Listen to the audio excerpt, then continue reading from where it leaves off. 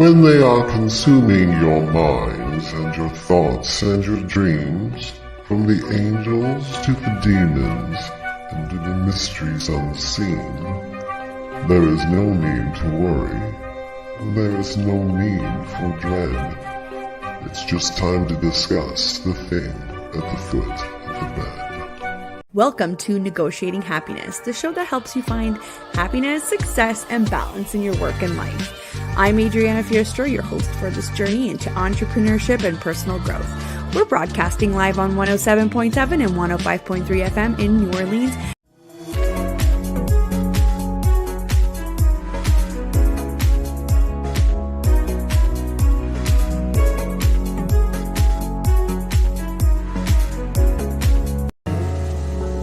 Hi, I'm Brittany Ashley, your host of Breaking Norms, Building Dreams, your guide through this transformative journey in both business and life. This is your place crafted for dreamers, doers, or anyone who has been told they can't. Get ready as we challenge those narratives together.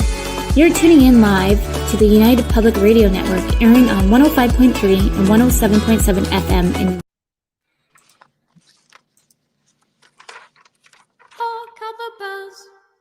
sweet silver bells, all seem to say throw cares away. Christmas is here, bringing good cheer to young and old, meek and the bold. Ding dong, that is the song with joyful ring, all caroling. One seems to hear words of good cheer from everywhere, filling the air. Oh, how they bound, raising the sound, all in the dance, telling us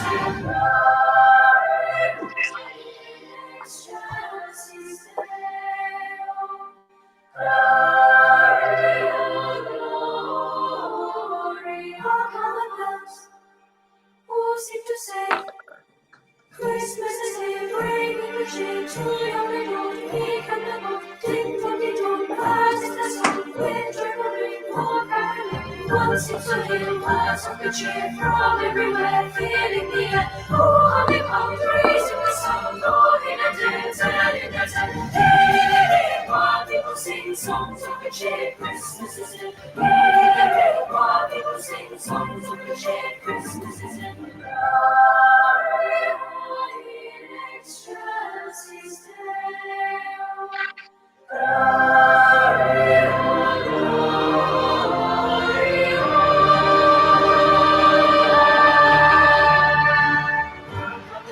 All seem to say Christmas is here, bringing good cheer. One seems to hear words of good cheer from everywhere, filling the air. Oh, how they pound, raising the sound, joy in a dance, telling us hey, while people sing songs of good cheer, Christmas is here. Hey, while people sing songs of good cheer, Christmas is here. All seem to say Christmas is here, bringing good cheer. One seems to hear words of good cheer from everywhere, filling the air. Oh, how they pound, raising the sound, joy in a dance, telling us hey, while people sing songs of good cheer, Christmas is here. Hey, while people sing songs of good cheer, Christmas is here. Merry, merry, merry Christmas. Merry, merry, merry, merry Christmas. All they said, for we are told, measure to everyone.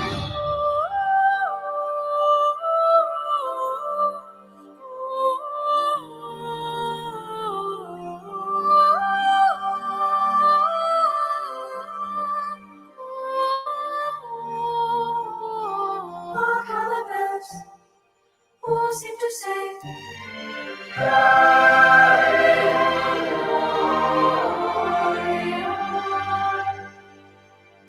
ding dong, that is their song. You played that last year too. I love that performance. It's one of my favorites. It's Carol of Bells all the way around is one of my favorites. Sorry, I got to get one of them out of here. It's always nice to hear. You got some static. I don't know what that's about. Shouldn't hear it. Yeah. There. It's good. Maybe Now it's back on again. Let's hang the mic somewhere. Did that help any? Yeah. I'll leave it like that. Maybe it's that cord might be getting old. It's been hanging up there for a year or two now. These earbuds, believe it or not, actually hold up pretty well. I've been surprised. I tried using my wireless, but my house has too much steel in it. It causes weird interference. Got it. And I found it out the hard way. I went to go drill to put in a set of blinds one afternoon, actually at a curtain rod. And man, my drill, and I got all professional equipment for, so I do it for a living. I'm like, woo, what the hell is this? I went out and got a steel bit, steel. I'm like, what the hell? Come to find out they use tire irons. So they took the train rail, and then they took a tire iron like you see in a building, one of the big wide ones, and locked them together and then put the house back together. That's why it's survived Katrina. Wow. And I was like, well, hey, there's some shuckings. So I gotta know. I actually gotta put my blinds down so far now. It's kind of funny. And then the floor itself is 9 inches thick, not including the new floor that I put on just recently. So it's definitely built not to move around much, even though it does. Yeah, there's still a very slight hum still. I wonder what the hell it is. It's got to be There. something. But Now it's back. it's got to be something to do with this cord thing. Yeah. Okay, that's good. All right, maybe that's what it is. Maybe it's the cord. Yeah. See, I think that's what it is. It's plugged in. I'll have to find another. I don't have an ear set out here. I'd use one of them. I'm sure. Sounds good now. So, ladies and gentlemen, welcome to the Authors Quill. I hope y'all enjoyed the intro. And Quinn, you noticed, you're probably the only person that noticed that it was all new promos tonight for different shows. We have a lot of shows on the network, and sometimes, and I've been fiddling with them to see which ones are more appropriate for different shows. Like you did hear, the Foot at the End of the Bed came on tonight, and then what is it? Negotiating Happiness, which is just a show about how to make yourself happy, how to change your life, how to do positive, good things. And of course, it was Fika's show, which she's book chat. She's like this show. That's what she does. She invites authors on and chats with authors. So, but she's on Thursday. I told her she needs to be on Saturday with us. Yeah. So, and then Breaking Norms is just what it's about, breaking norms and how to make money and stuff like that. Yeah, Sean, what do you mean you didn't know we had those kind of shows on the network? Well, why don't you go look at the page with all the shows on it? Matter of fact, I think Michelle said 5 new shows I got to go add to the page. Because she's always adding things. She believes in ebb and flow, my friend. That's all I can say. She likes to ebb and the flow. Yeah, she always keeps a good amount of shows moving and coming. Well, we have lots of time, Well, most of our prime time, all of our evening prime time is filled, but we still have prime time slots in daytime, like drive time in the morning, some few lunchtime slots, very few evening drive time slots. Yeah, because the 3 to 5 p.m. or 3 to 6 p.m. is as good as say 6 to 9. It's just as good a spot, if not better sometimes. Well, you have a captive audience, my friend, especially if they like me that have an hour and a half drive. Yes. Well, yes, Marcia. John was with us the boys last night. Leah is out on vacation for a week or two. Yes. Well, she wouldn't be on this show anyway, but she's out on vacation from last night. You would have to ask her why she's on vacation. I do not discuss people's personal events. No, John was with us last night. No, he was not talking politics. Stop that. He was on with us talking about the Los Angeles Christmas parade, which looks like it's pretty cool. He was telling us all the different things. I thought poor Jay was going to have a heart attack when he got to talking about cars. Yeah. Jay's a geek and a half. He can't help himself. You might as well call him Jay Leno Jr., man. He's Jay Leno without the money. He's definitely a car aficionado. He can't help himself. And Mike and them all, because they have it's different for them. Michael, he's from lives in northern New York. He's an upstate New York kind of guy. He lived a lot in the city too, but he prefers upstate New York. So he's got a different temperament. Sean and Jay are both from Pennsylvania, but Jay was actually raised in Georgia. He's kind of a Georgian, Pennsylvania, whatever the hell that is. And y'all know where I'm from. I'm just down here in the bayou, and John's from out in L.A. Well, from California anyway. We won't always blame him for living in L.A. I don't know how he does it. I mean, L.A. One thing about LA, it keeps you fit. I will give you that because it's just easier to walk to get lunch and to get dinner and to go, especially where they're at. It just seems a lot of the places it's just easier to walk. I'm sure there's places you need to get in the car and drive, but um, what do you mean? I didn't find it that big of a hassle moving around LA, but I didn't get caught in any traffic. Traffic is it gets bad. It definitely Yeah, gets bad. If I didn't have my job here, I gotta tell you, I wouldn't be here. I'm located right where I am right now. I'm on Hollywood Boulevard. I'm a block away from the Chinese Theater and from the Dolby where they have the Oscars. And every time there's a premiere, the Spartacus, is that the one that just came out? yeah, I think Spartacus so. 2. That the premiere was there right next to us at the Chinese Theater. And the front of the Chinese Theater has the full Coliseum still built in front of it that they did for the premiere. So, I mean, it's cool, but there's just so many people. And now Hollywood Boulevard is shut down as they're setting up all the bleachers and getting all the everything prepared for tomorrow's Christmas parade. They see we need to teach y'all how to do this. We don't shut down any major thoroughfares when we're setting up bleachers and stuff. And we just because it angers too many people in the South if they can't get to where they're going.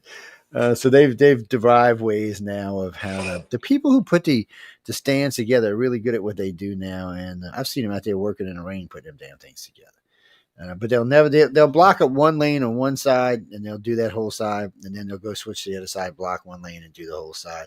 And sometimes they don't even block the lane. Sometimes they get everything up on the sidewalks and stuff. Or depending on what areas you are, because some areas you have area to set up more than one stand and stuff. They built a little park in between two of the highways now so that they can, like have the officials come there and talk and say their spew. And it's kind of weird. And of course, downtown New Orleans, they just do it right smack in the middle of the city, which is 6 lanes on each side of just a little street called Canal. No, it's not a highway. It's a street that runs from the lake to the river. Yes, that's what it is. It's a famous street, but it's still a street. They do Christmas parades down here. They were just talking about the Christmas parade in Biloxi the other day, but yeah, it's not the same as a Los Angeles Christmas parade. I mean, you ain't gonna have all the glitz and glitter that they're gonna have it there. John gets to hobnob with the rich and famous, and get to see all the cool cars that we were talking about. And I get to take out all the trash from the bathrooms from all those cool and famous yes, people. we was talking about yes, but that's not your job. That's some lowly clerk's job somewhere. Oh, yeah. I know who's. Oh no, I'm not going to say that out loud because I'll get in trouble. I was going to say I know whose job it is, but she would get very violent with me. So, I'm not going to get on her bad side. I stay in enough trouble as it is. Denise, no. So Denise, Arthur Services, where John's office is, which is a really beautiful office. At least all the parts I've been in so far. And I've been not all over the whole building, but I've been in good different parts of it. Anyway, it's the starting point for the parade. It's the green room basically. If y'all know what a green room is, that's what it basically is. So all the stars, everybody who's anybody who's doing anything in the parade, that's where they're going to start from. And that's what we were talking about last night. That's why Jay was going so crazy about the cars that were there. He's got a fixation on that Batman car, John. I mean, yeah.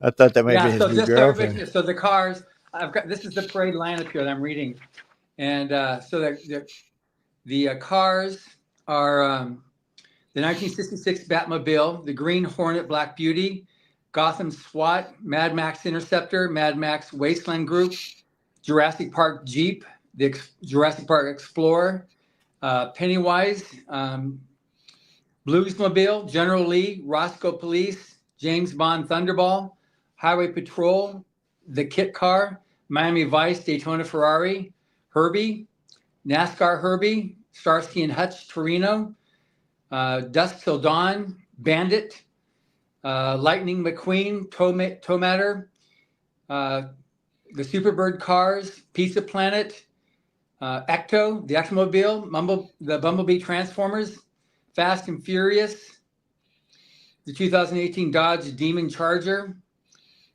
the Pontiac Fiero, the original car. So we got some really cool cars that's going to be there that anybody that's a car aficionado from all the movies, they're just going to be like, wow. I mean, we're in Hollywood, so there's a lot of those, the movie cars that are here. Yeah, I imagine they are. I was thinking, what car they needed? What was that stupid sci-fi 3 or 4 years long.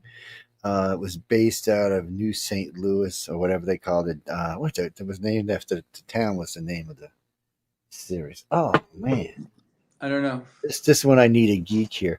I can't remember the movie. It was not Destiny. It was anyway. It's gonna drive me crazy talking about it. But so anyway, John gets to hang out with all these people. They do a little dancing with these fine women all over the place because he keeps Emily busy. She don't know what the hell he's doing. So Joe, he'd be dancing a Joe, lot, dancing Joe. a lot. I'm not going to be defending you when you come out here in April. It's going to be, No, I'm I going to love walk you, out the man. door to, You know I I'm going love to you. get a glass of water and just gently close the door behind me with you and Emily. Uh, what's that, Christopher? No, Emily. No, Emily is a really nice woman. Very intelligent. She's all around a good person. Really is. She puts up with my ass all the time. That's actually his other half. Yes, that's why I give her so much trouble. Oh no, compared to like Sarah and Maliva, she's a sweetheart, man. Them other two, whoo, man. No, I like Okay, to live dangerous. Joe. I like to live dangerous. What do you mean? Who's my favorite person? John's my favorite person by far. I love everybody out there. They know that. I tell them that every time I see them. Now, really and truly, I do. Actually, I really do. I always have a good time, and you get to meet so many interesting people and get to see so much stuff. One of these days, I'm gonna get to catch this LA parade. What is that, Frankie? Well, no, you're in LA. Well, you just walk down the street and Yeah. Well, what do you mean you got a condo in Hollywood? Well, where are you at? How stinking rich are you, man? Wait, you need to make a donation to the network if you're that stinking rich. Yes, uprntalkradio.com, big yellow button up there. No, really, where you are. Well, you know what? Next, I don't know. The parade is between La Brea and the actual parade kicks off at Orange in Hollywood. And then between Orange and Highland, it's a red carpet on Hollywood Boulevard. All the bleachers are up right now. And because I was just right by the Hard Rock Cafe this morning, they're supplying a bunch of desserts and stuff like that. In-N-Out is catering it for all the celebrities, which is it's just really funny because everybody, when the celebs come, they're like, no, I'm gluten-free, I'm this free, and I'm that full, and all that kind of stuff. And I used to get all types. We'd have sushi chefs come and serve, and we'd have all kinds of people with all fancy foods. One year, a few years ago, about 4 years ago, we ran out. Said, quick, we need something. So we sent somebody down and said, here, get 50 burgers at In-N-Out, because there's an In-N-Out about, I don't know, like 4 or 5 blocks away from us. So they came back with it, and all of a sudden, it was like all these gluten-free and this free and that free people just went, In-N-Out. Boom. They just were totally all over it. And so we had to go out and get another 100, 150 with that In-N-Out, and then another 50 is a little bit about a couple miles away, and brought those back. And so thus began our love affair with In-N-Out. So they've catered, this will be the 3rd year they've catered the Hollywood Christmas parade with their burgers, their cheeseburgers. They bring a huge tractor trailer, park on the side of our street in front of us, and set up shop, and they service all the celebrities there, and so that's just really funny how everybody changes once they realize that there's In-N-Out there. But we have all kinds of great food. Lots of high-end restaurants donate their thises and their that's, and so it's a very, very amazingly fun event. But the whole side of our building, which is on Sycamore, is the side of our building, is shut down, and that's where the set and repeat is for all the actors. So it's 160 feet long. There'll be about 200 media there lined up. It's just a massive crowd of media, from network television to all the entertainment media, and then all the local radio, TV, and print, and just people are just constantly just being interviewed. We have Jeremy Renner this year as our Grand Marshal, and Mario Lopez is receiving a special award. And then there's lots of actors. Some of the people, I'll just read some of the people that are in it. There's one thing that's really cool is we've got the Pantages, because the Wicked is playing at the Pantages Theater in Hollywood. So the cast of Wicked is performing on in front of the stage there on Hollywood Boulevard. So we're excited about that. And then one of the LA Dodger pitchers, Landon Knock, is going to be there, and then AC Green and Michael Cooper from the LA Lakers, their legends, are going to be there as well, participating. We have Lou Ferrigno. He used to be the Hulk, and I think he came in second on Miss Universe behind Arnold Schwarzenegger. But he's definitely a big, he's still an amazing man. Then we've got, let's see, Clay Aiken, the musician, country western. He's going to be there, and he's going to be performing. And we've also got Denise Richards. She was a Bond girl in the '90s, and then she was the star of Starship Troopers. And then then she's been also in several other TV series that she's been the star of. And then,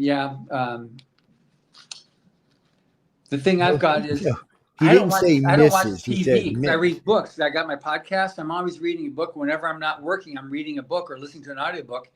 So I don't watch television. So I'm going to have not much to watch anyway. What's that? Not much to watch. Even though there's 5,000 channels, there's still not much to watch. It's mostly just garbage after garbage. It's garbage in, garbage out, garbage in. What's that, James? What do you mean? What are you talking about, Hollywood? That's for a different show, my friend. Yes, bring it a Friday night show. Or you know what? We may have a chat coming up in the next couple of days. You can bring it up on one of those shows. Not here though. No, it's not. It's just not what it's for. What do you mean? I don't think John has a favorite author. We've been asked this question many times since this show started, and I don't know if I could just single out one individual author. Or even one individual actor for that matter. I mean, there's a lot of stuff I like, and a lot of it I like equally. So I don't. Well, one author I will say is my favorite author because I publish all of his books is Owen Hubbard. I love that. Don't count though. That's cheating. That don't count. I mean, he's the one that provides my livelihood. I sell just billions of his books. We've sold millions. He's got a lot of good books, guys. And that's how I ended up participating in the Hollywood Christmas Parade in the first place. We released the Stories from the Golden Age in 2008. And that's when we first got involved with the parade. We got a float that we created. We hired the company that Disney used, Walt Disney, for Disneyland, and they made a float for us, which back then, we still paid like $80,000 for the float, like for one day. It's like, oh my God, the amount of money that goes into it's sinful. It's crazy, yeah, I know. So then when Associated Television took over the parade a few years later, the owner said big balloons are way better on television because we're turning this into a TV broadcast special. I said, okay. So then we had a balloon made. So it's 5 stories tall, and it's the pirate from Under the Black Ensign, one of our books that we published then. And so that's been the feature of our foot in the door for the parade for the last, I guess 14 years that we've been host. And then we have people come, all the actors and celebrities come in here, and I've met some amazing people over the years. But everybody can see they see the Owen Hubbard Library, they see the books, they go, I had no idea you wrote this. So whatever any book that they're interested in, we say, here, it's a gift, Merry Christmas. And that's been a good thing on that. And because of our proximity to the head of the parade, it's been a good relationship with Associated Television. So we've continued to do that. And then I invite the political people to come, and we've had several politicians come to be in the parade.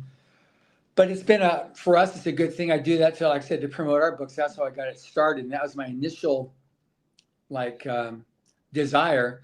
But it's also part of I'm really into community activity. I like doing things that's going to support and help the community.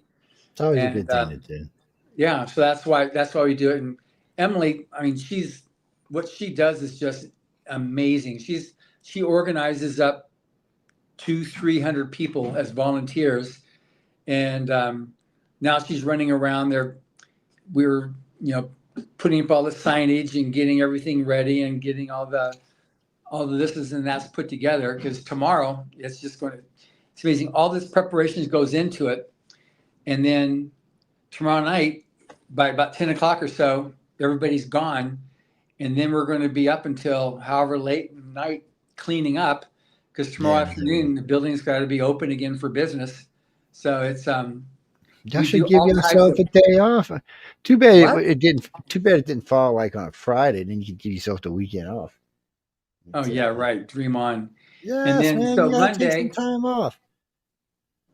thank you. So then on Monday we finished, all the debriefs and write ups and all the photo albums and stuff like that. We have it, and then Tuesday, she's taken off for Las Vegas with Sarah for the Cowboy Christmas. So that's the Western show. I used to go to it, but I'm staying here because I've got other events I'm putting together that I'm working on. So she'll be gone for 10 days for that. It's a huge show, but she'll sell like 1,500 books between her and Sarah.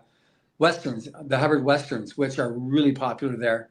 And then she comes back, and then we'll have our big, Christmas, and we have various Christmas parties that we'll be attending, and then the Christmas, and then our New Year's celebration. But for the office parties, Emily and I are putting those together and organizing those up, and then and I still have to keep going. The podcasts, just Yeah, there's always a something to do. book a week is pretty much what I have to read. Charlene, what? You're in Vegas, right? Oh no, I know where you are. And let me remember. My brain. I used to go at Laughlin because I used to go up there and do lectures. Yes, at the Pink Flamingo when it used to be there. It turned into a different hotel. Well, I know Laughlin's not that far out. Was it like an hour? I think.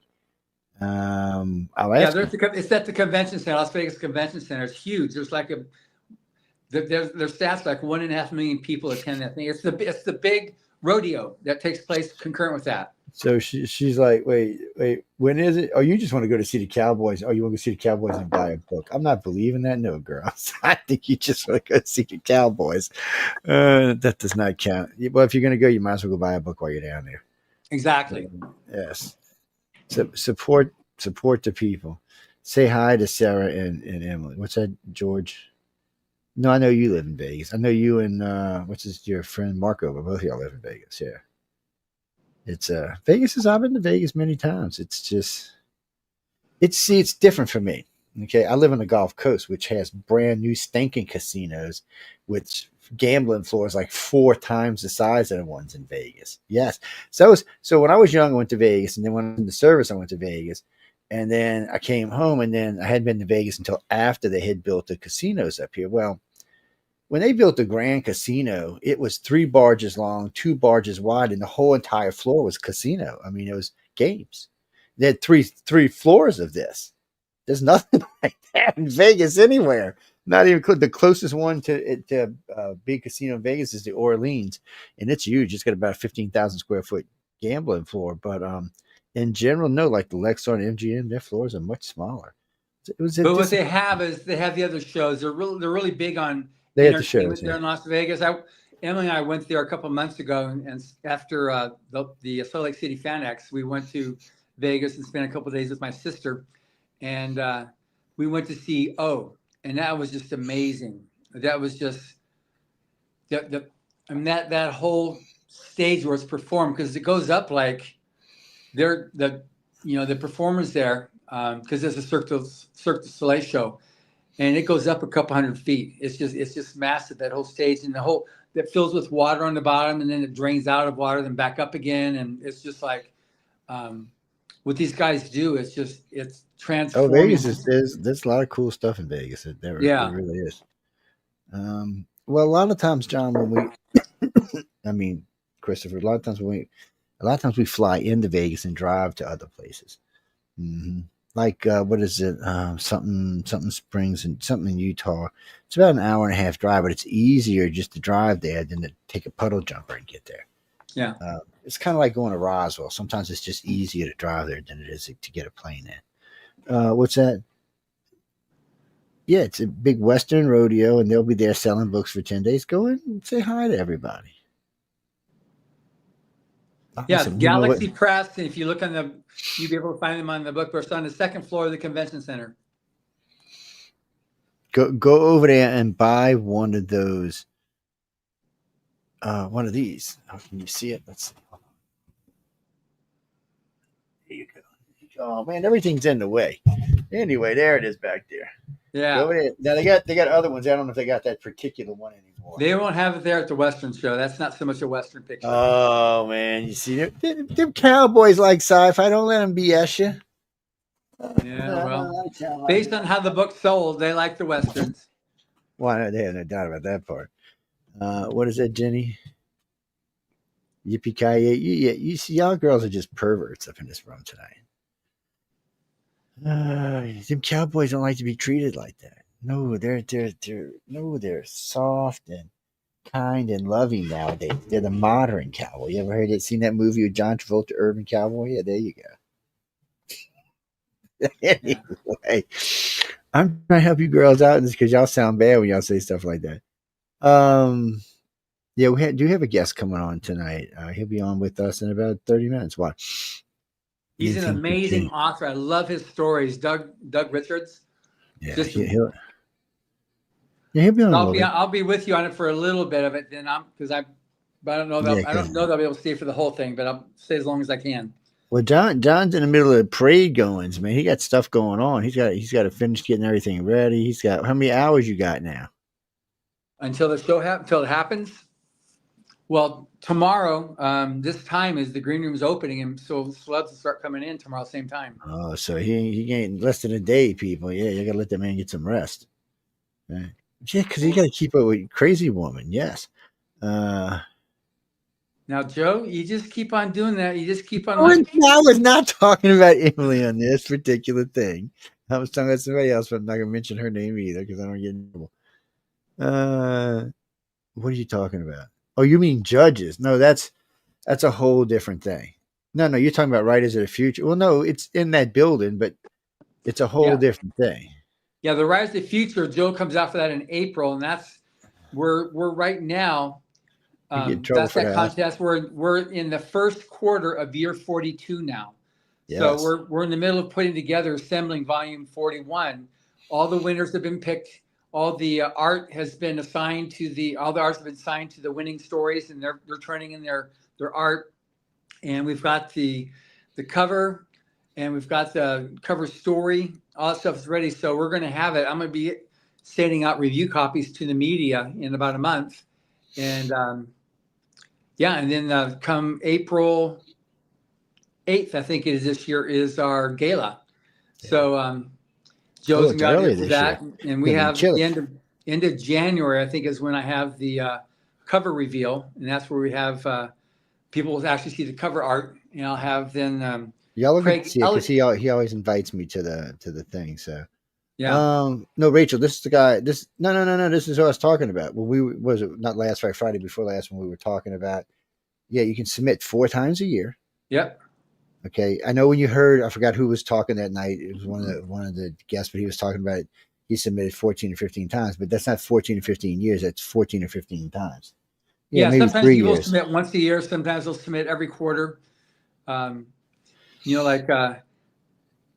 you're a fan of science fiction or fantasy, like Kevin Anderson, who right now is writing all the Dune books with Brian Herbert, he submitted 17 times over several years before he actually pro'd out, meaning he no longer qualified to enter the contest. And then a couple years later, I made him a judge for the contest. Brandon Sanderson, who's a very famous fantasy author, he submitted once and got an honorable mention and pro'd out when he came out with all of his Mistborn and all of his Cosmere universe. Let's see, Joe Hill, I think is his name. That's Stephen King's son. He was an honorable mention once. He obviously pro'd out. So we've got a lot of major authors who submitted the contest at the beginning of their careers and pro'd out, but then several major authors too who won the contest, and that gave them their career launch. So it went both ways. So it's an amazing contest. And what's also good too, about every week or 2 weeks, a press release will be published, where the writer says, and I also won honorable mention in Writers of the Future. So it's now getting honorable mention isn't a reject. It's a level of winning. It is. Well, it is to let you know that you're doing good. You just weren't quite there. Just because I bitch about honorable mention doesn't mean anything. Yes, Jenny, I can't help it. I don't like losing. I'm a bad loser. Even when I was in school, when I played football, when I played darts, even when I gambled, look, I don't like losing. I can't help myself. And John taught me that. I got that from John. No, Janine, this is who I was talking about. Yeah, when we were all that stuff we were talking about that night. Yeah, this is the John I was talking about. Yeah, yeah. See how nice he is and all. See, I told you he's a nice guy. Yeah, one day I'll have to tell you about that conversation. Not for this show, but I'll have to tell you about that conversation one day. No, he's president of Galaxy Press. He's the big boss over there. Emily does a lot of the work. John just says, "Woman, get to work." Yeah, right. Okay, Yeah, we both right. laughed at that way. Hopefully she wasn't listening. No, she's tough, man. She don't play around. No, she's a whirlwind. Honestly, it doesn't matter who we're talking about over there. They're all whirlwind. I mean, I haven't met anybody who slacks, because I would pick on them if they did. You know how I am. And everybody's just and everybody's eager to help everybody else. And it's not just making sure that the winners have a good time in learning and get what they came there for, because they do that out of instinct. But they also kind of watch out over each other, which, a lot of times people don't do that. A lot of times people are like, well, get out of my way, ass. I'm not going to say that language on this show. Stop it. Oh, these people are just trying to be encouraging tonight. It's Christmas time, people. You don't see the Christmas thing up behind you. You didn't hear the music we were playing. Shit, I won't even be cursing on That news on was the flip Joe side. when he was a little boy. That was his performance as a little boy. Yes, I would have had horns. I'm sorry. That little boy in the very back, that single boy by himself. That was Oh, Joe. yeah, that would have been me. It's what's that, Jackie? I was raised Catholic. I really was. Yes, I'm not Catholic, but I was raised that way. Yes. I made my confirmation and my communion. Yes, because my dad would have beat me to death otherwise. I mean, not physically, but still, my mom might have. No, I left churches for many reasons, but nothing that we can discuss here. No, I don't mind discussing it, just not on this particular show. So there are a couple of Arthur shows on the network. There's 4 that I know of. So John hosts Writers of the Future, which comes on an hour before 2 hours this. ago. Yeah, so he was on, and then of course there is the Professional, which is with Echo Churning. She does. She's one of the illustrated judges for Writers of the Future, and then there's this show, and then there's Fika, and Fika just does chat, and then there's Church of Mavis, and he pretty much only does authors. So there's now the realm of authors we're talking about here are in different statutes, but still they're all doing authors. Well, Fika does everybody, anybody. She don't care. She just likes talking to authors. That's just who she is. Why is Iowa calling me? I'm not in the caucus. No, Stephanie. Well, no, if you're in LA, just show. I mean, I don't know if you can get any seats anymore or not, but any bleacher seats, but you can just show up and watch it. It's going to be a The way little you can go to Ticketmaster and see if there's still tickets there, or else you can go to thehollywoodchristmasparade.org, and it'll give you all the different links to all the buttons to push to be able to get tickets. If you are in LA, I recommend that you find the nearest metro place where you are, and then take the metro into Hollywood. It gets off right there at the complex, right where at Hollywood and Highland. And that's where you can get out, and you get out of there and you're in Hollywood Boulevard. That's right there in front of the red carpet. So you Californians really put yourselves in tubes on the ground when you know the ground can shake. Oh, we like it. We have separate wagers to see. Okay, do you think you lay odds when you go in there, you put money in there, and you bet. So like whatever the odds are, you're gonna make it out the other end. You put money in, and if you make out the other end, then you collect your winnings. If you don't make it out, then the guy that betted against you, then at least gets the all ground money. don't shake in New York. I'm just what's it? No, I like giving John a hard time. Honestly, I don't. You say that, but I don't think I've ever been in the subway. I really don't. I mean, I've been in cities with subways, but I've always been told to stay away from the subways, so I don't go get into damn things. Now, a friend of mine said, if I'm in New York, never get in the subway. He said, Joe, pay the extra money and take a cab or an Uber. He said, you'll probably get there in one piece.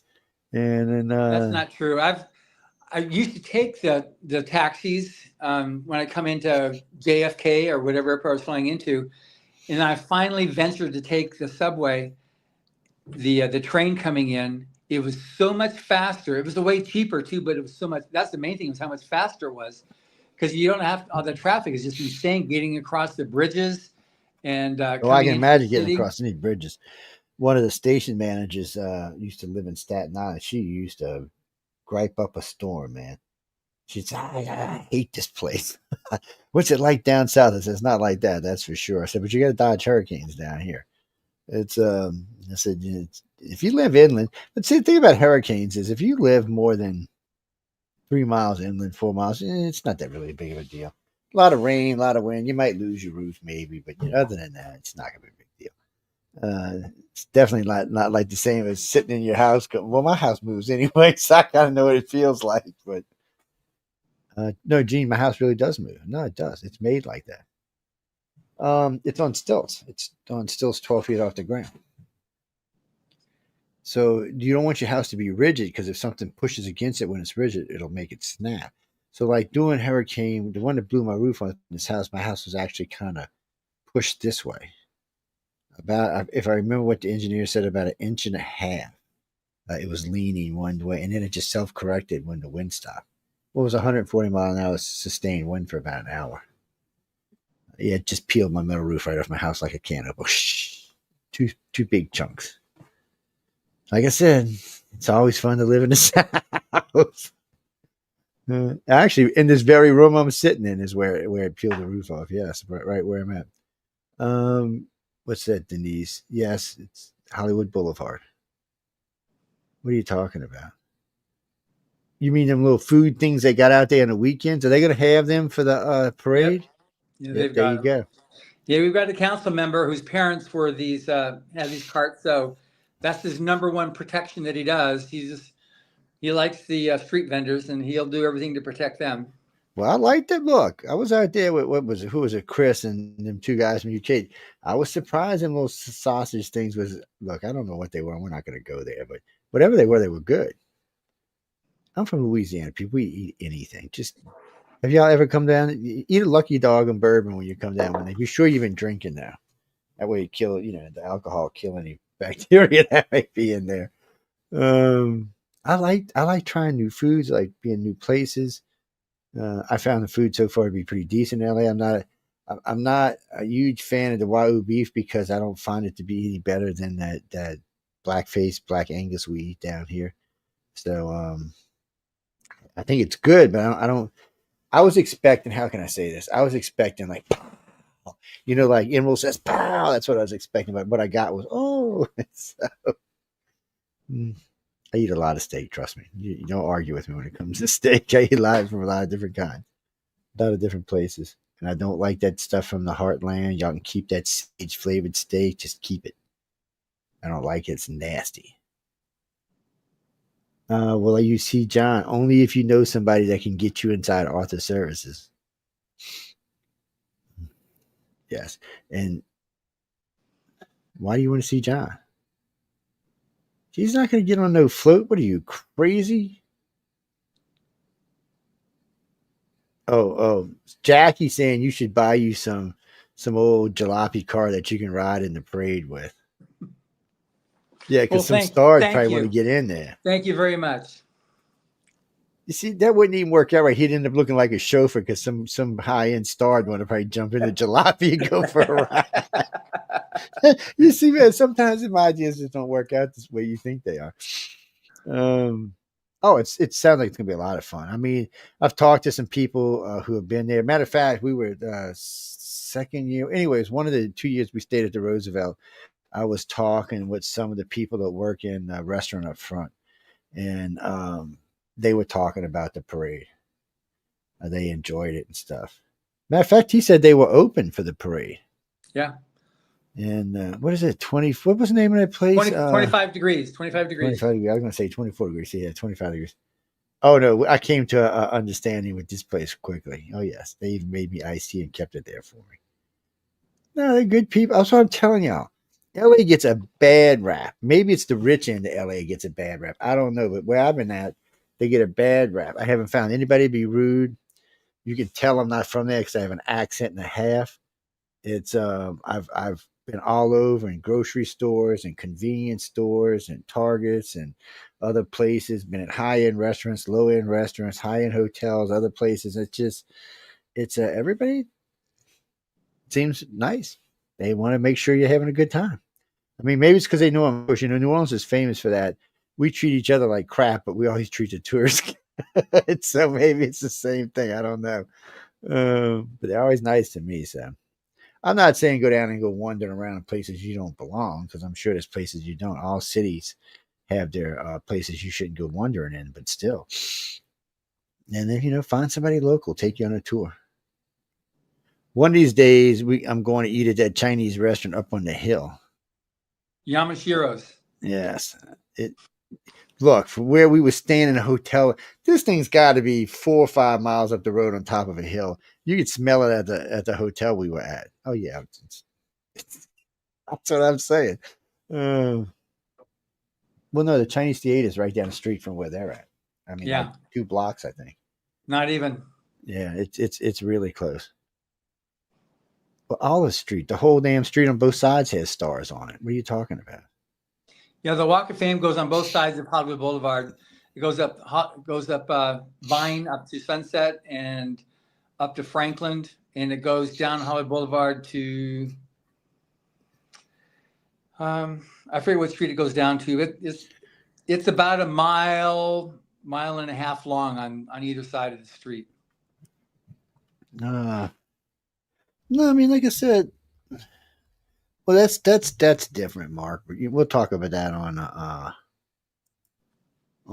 news on the flip side. But I mean, yeah, I mean, there's a lot of it going on down there. I ain't gonna lie to y'all, but still, it's just part of being there. It's like any other thing, you know. There's always an upside and downside. I mean, I'm just telling you, because people ask me all the time.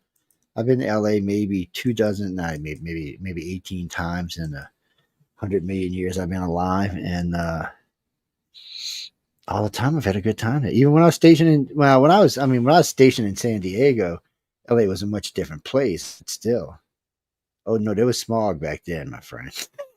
Yes, there was a little bit of smog back in the day, but everybody I met there was nice. Everybody in San Diego is fabulous too. They're just nice down there. What are you talking about? No, I was in San Diego because I was stationed in the Navy. There's a boot camp there. Marines and the Navy had a boot camp there. They have a port there. Yeah, you don't see the big ships parked on the side of the road. I don't know how you can miss them. You have a big highway driving right next to some of the biggest ships on the planet. Yeah, I don't know how you can miss them. Mm-hmm. Yeah, you just go check it out. I mean, look, I'm not going to San Francisco now, and I'm not going to Sacramento either. I'm just not. I'll go to Eureka. Yes, I'll go to Eureka, California. Yeah. I've never been in Northern California. Well, partially true. I've never been stopped anywhere in Northern California. How's that? I've driven through it on my way to somewhere else, to a different state. But it's really pretty. I mean, the whole state's pretty. Yeah, go check it out. Newsom's only going to be governor for 2 more years, and then y'all can move back in. Yes, that's right. Y'all can go back. You're not going back. I'm talking about actually with Jeremy. Jeremy used to live in San Francisco, California. And the entire time I known him there, he whined the entire time he lived there, even though he said it was a beautiful place. He now lives in Miami, Florida, which is a completely different world. I like Miami. It's different, isn't it? I told you it was going to be different. You see, if you live in Los Angeles, you should move to LA. I mean, to New York. Yes, at least the people are the same. Just go ahead. Stay out of the South is all I'm saying. Move up north and stay away from the South. No, he said, I think he said it starts like 4 tomorrow. Yeah, well, the way it goes is... Well, 2 y'all's time. I'm sorry, it's 4 here. Wrong time zone. So the red carpet starts at 4 o'clock tomorrow. People start coming in around 2 or so, but the red carpet runs... media check-in starts at 2 o'clock, and then from 4 to 6 is the interviews on the red carpet. From 5 to 6, we have what we're doing this year. It's different. We're having performances on the red carpet to camera from 5 to 6, and at 6 o'clock, the parade itself officially kicks off. And what we do in this, because it's the 92nd annual Christmas parade celebrating the Toys for Tots, or Marine Corps Toys for Tots. And so the first float the first entry is the U.S. Marine Corps Marching Band. They're out of San Diego. And so they're performing. And then the General Lasker, who's the head of the Marine Corps Toys for Tots, will be in a car there. They're going out and they start off, they're playing Hooray for Hollywood is what they start with. And then it goes on for the next 2 hours. And so the streets, it goes from Orange up to Vine on Hollywood Boulevard, then Vine up to Sunset, then Sunset back up to Orange Street, which is right where the biggest In-N-Out hamburger stand is in their chain. Anyway, then they come back into the green room, but it's about a 3.5 mile route, and so they just go there. So it just goes one after the other. It used to be a problem before because sometimes the performers would stay and perform in front of the cameras during the parade. So that meant there might be 4 or 5 minutes of time between that float entry and the one before it. And so people are just outside waiting, for the next guys to come. And it's not so good if you're just waiting on the street. So now they're doing this stuff here so that it's just one after the other. They're going down the street performing them. We've got we have about 100 celebrities and VIPs, 12 marching bands. We have 13 of those big balloons, those helium balloons I was mentioning about, like if we got the one that from Stories from the Golden Age. 72 characters, novelties, and equestrians and groups. That includes our stars, our cars. We have 5 floats, and that includes one of them also from, which we talked about last night too, is Way to Happiness, which is the last book that Albert Hubbard wrote, which is a non-religious moral code. And he wrote that after the last time he went to New York, and he saw how the morality had just dropped out the bottom. So he wanted to do something to be able to help by providing a non-religious moral code to help people to do the right, just simple things, which nobody was taking responsibility for anymore. Schools weren't, religion wasn't, parents weren't, everybody's blaming everybody else. So he just said, okay, good, here's something you can use. And so anyway, so that's a really cool float we have there. And then other parade performers are grand marshals that we've had over the years. This is pretty cool. And some people that don't know the history of the Hollywood Christmas Parade. When it first started, it was called the Santa Claus Lane Parade. And the original purpose of it was to bring business into Hollywood. And so that was way back in 2020 or something like that. In 1923 or something like that. So, but the Grand Marshals we've had over the years were Gene Autry, Roy Rogers, Bob Hope, Art Linkletter, Lawrence Welk, Charlton Heston, Dale Evans and Roy Rogers, Danny Thomas, Mary Pickford, Dick Van Dyke. Dick Van Dyke was here in our building a few years ago, and he was a guest again at the parade. And that was the year we had some barbershop quartet performing for the various celebrities on the 4th floor. Turns out that Dick Van Dyke was a barbershopper. So he joined them in singing, and what they were doing in barbershop quartet, they were like over the moon. They were like, "Oh my gosh," having Dick Van Dyke perform with them. What's that? I think I remember seeing him do one of those in a skit on on his show. Possibly, yeah. The Dick Sounds Van Dyke familiar show. for some reason. Yeah, the Dick Van Dyke show. Yeah. Yeah, but then we also had people. I'm old enough to watch it. Shut up. Yeah.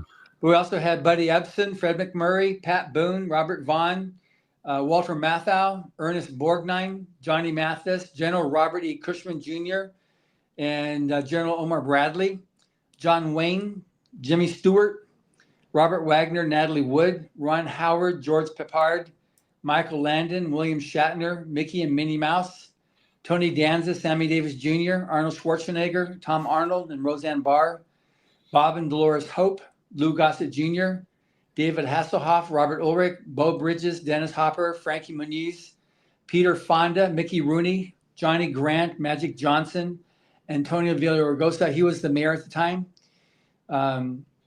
We've had Larry King, Marie Osmond, Joe Mantegna, Buzz Aldrin. He was a cool guest when we had him talking about, what it was like when he was, um, flying on the moon. There was Stevie Wonder. He's literally a prince of a man. He was just such a nice person. Olivia Newton-John, Dr. Oz, Dr. Mehmet Oz. Little did we know that he's going to be such a big player in the future with the country. But anyway, he was our host. Mario Lopez, Cheryl Underwood, Danny Trejo, and then this year, like I said, we've got Jeremy Renner.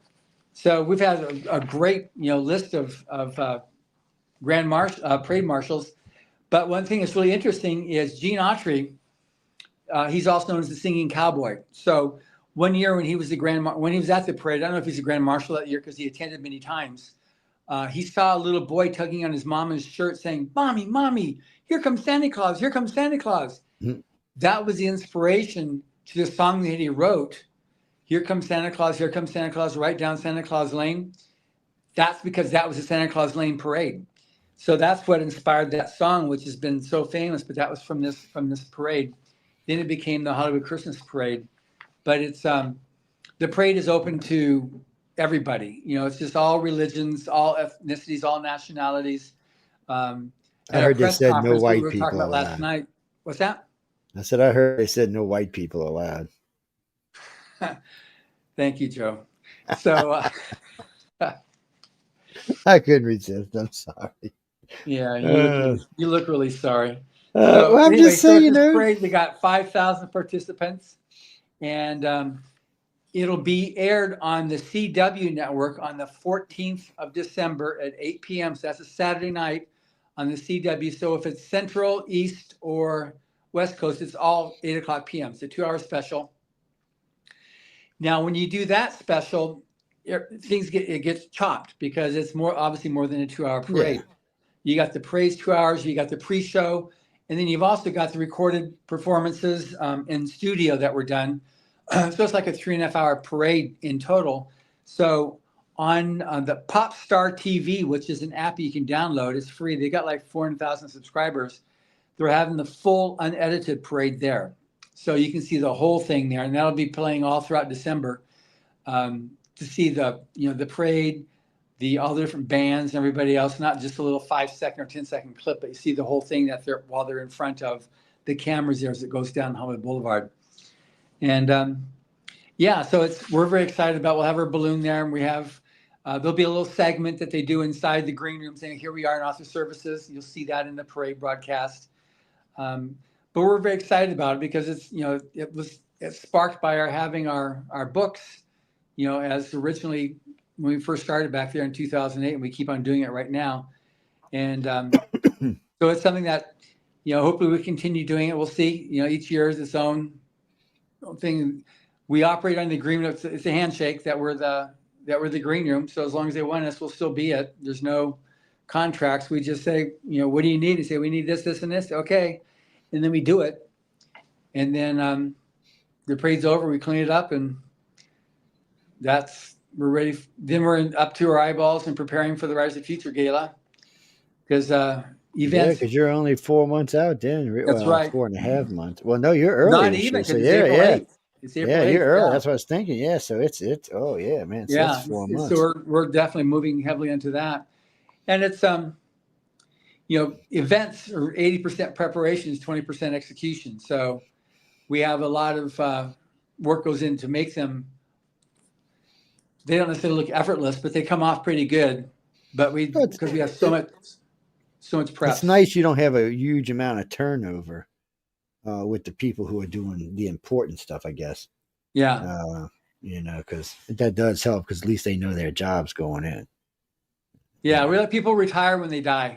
Up to that point. That's pretty much what I see over there when they retire when they die. That's just how they are, man. That's what they believe. Retire when you die. And they're probably not even retiring in. They're probably knocking on the box and stuff, going, "Hey, wait, I forgot to do something." Yeah. Some of us like to stay busy. Yep. When I get on the other side, I don't say, "Well, your hands were just idle for about 2 decades." No, they weren't.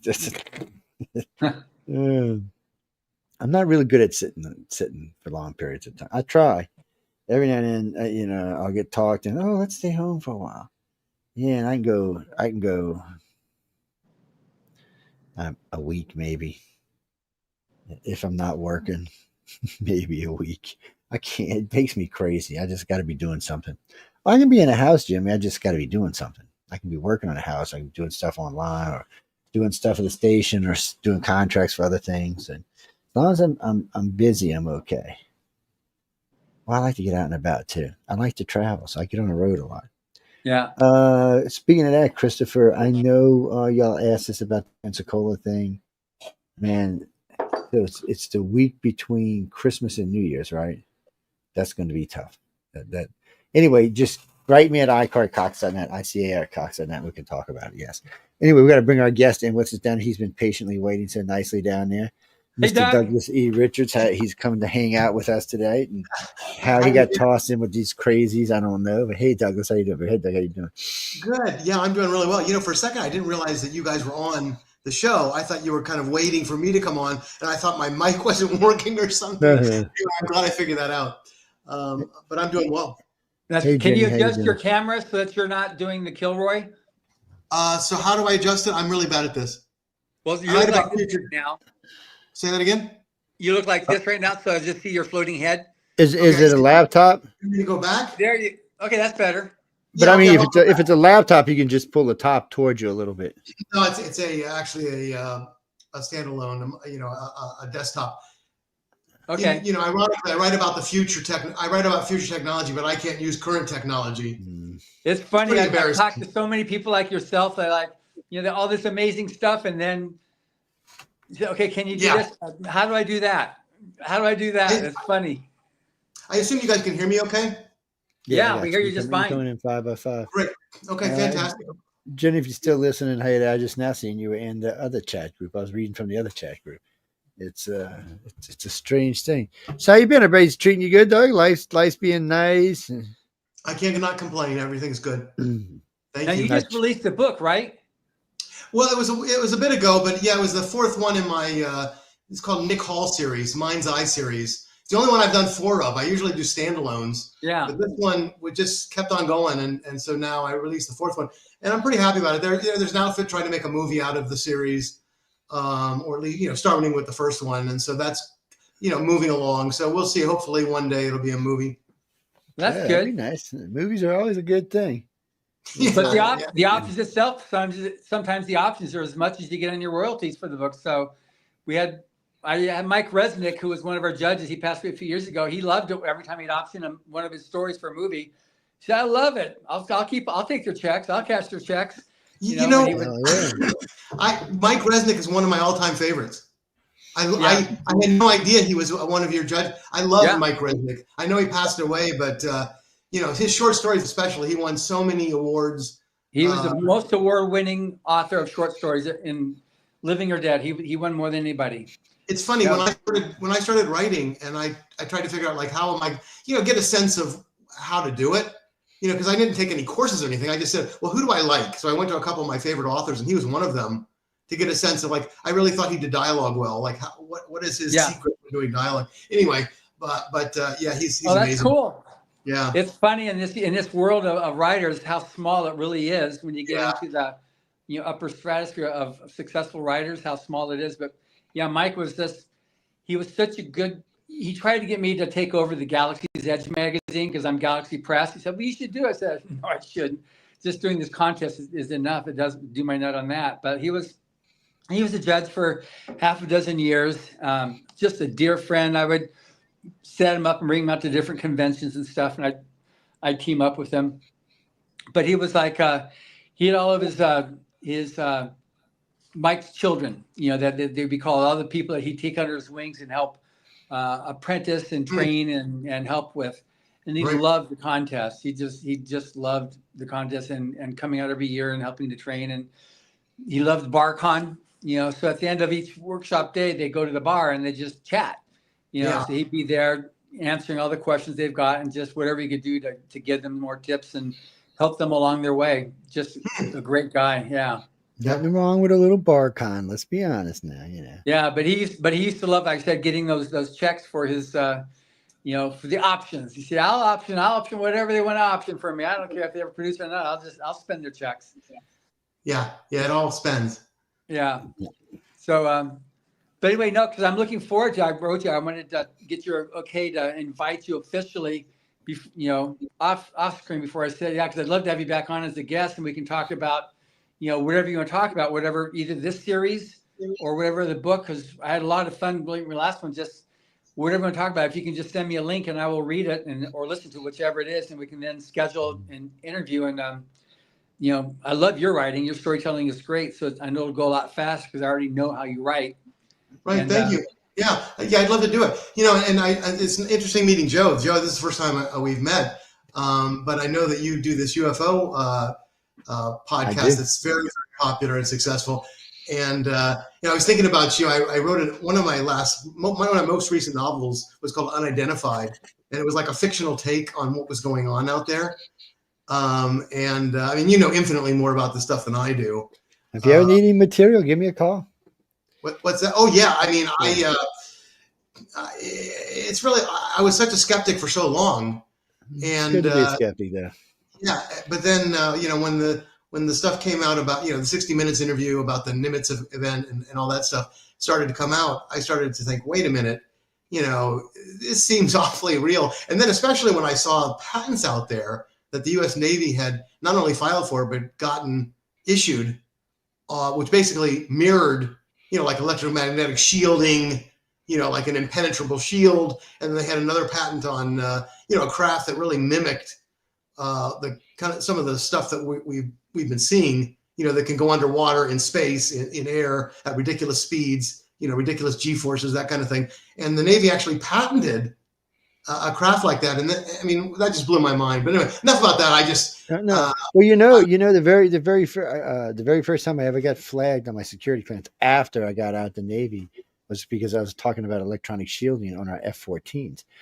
And everybody's like, that far back? I said, oh yeah, that far back. I said, I was quite, and sure enough, if I didn't get a call like 8 days later from the FBI, they're like, really? Oh yeah. Well, I got a class 10 security clearance. It's way the hell up there. It's everybody thinks it's for all kind of nefarious reasons, but it's just because of what I did in the service, but nefarious reasons, sorry. But it's mainly for what I did in the service, but it's, if you take like above top secret, if you go about 30 times I have that's about where my classification Wow. is. Well, it's because of what I worked on, and you keep them for life. I did an interview with him on my podcast about the book he's talking about right now.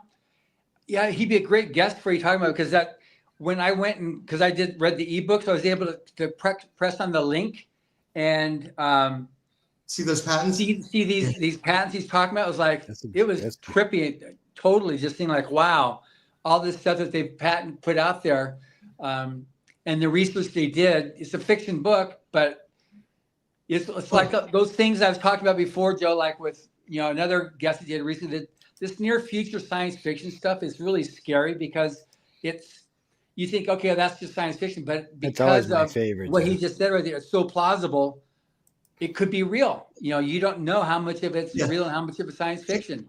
I think you get last night's show we talked about it. Yeah, Joe, I think you might get a kick out of this.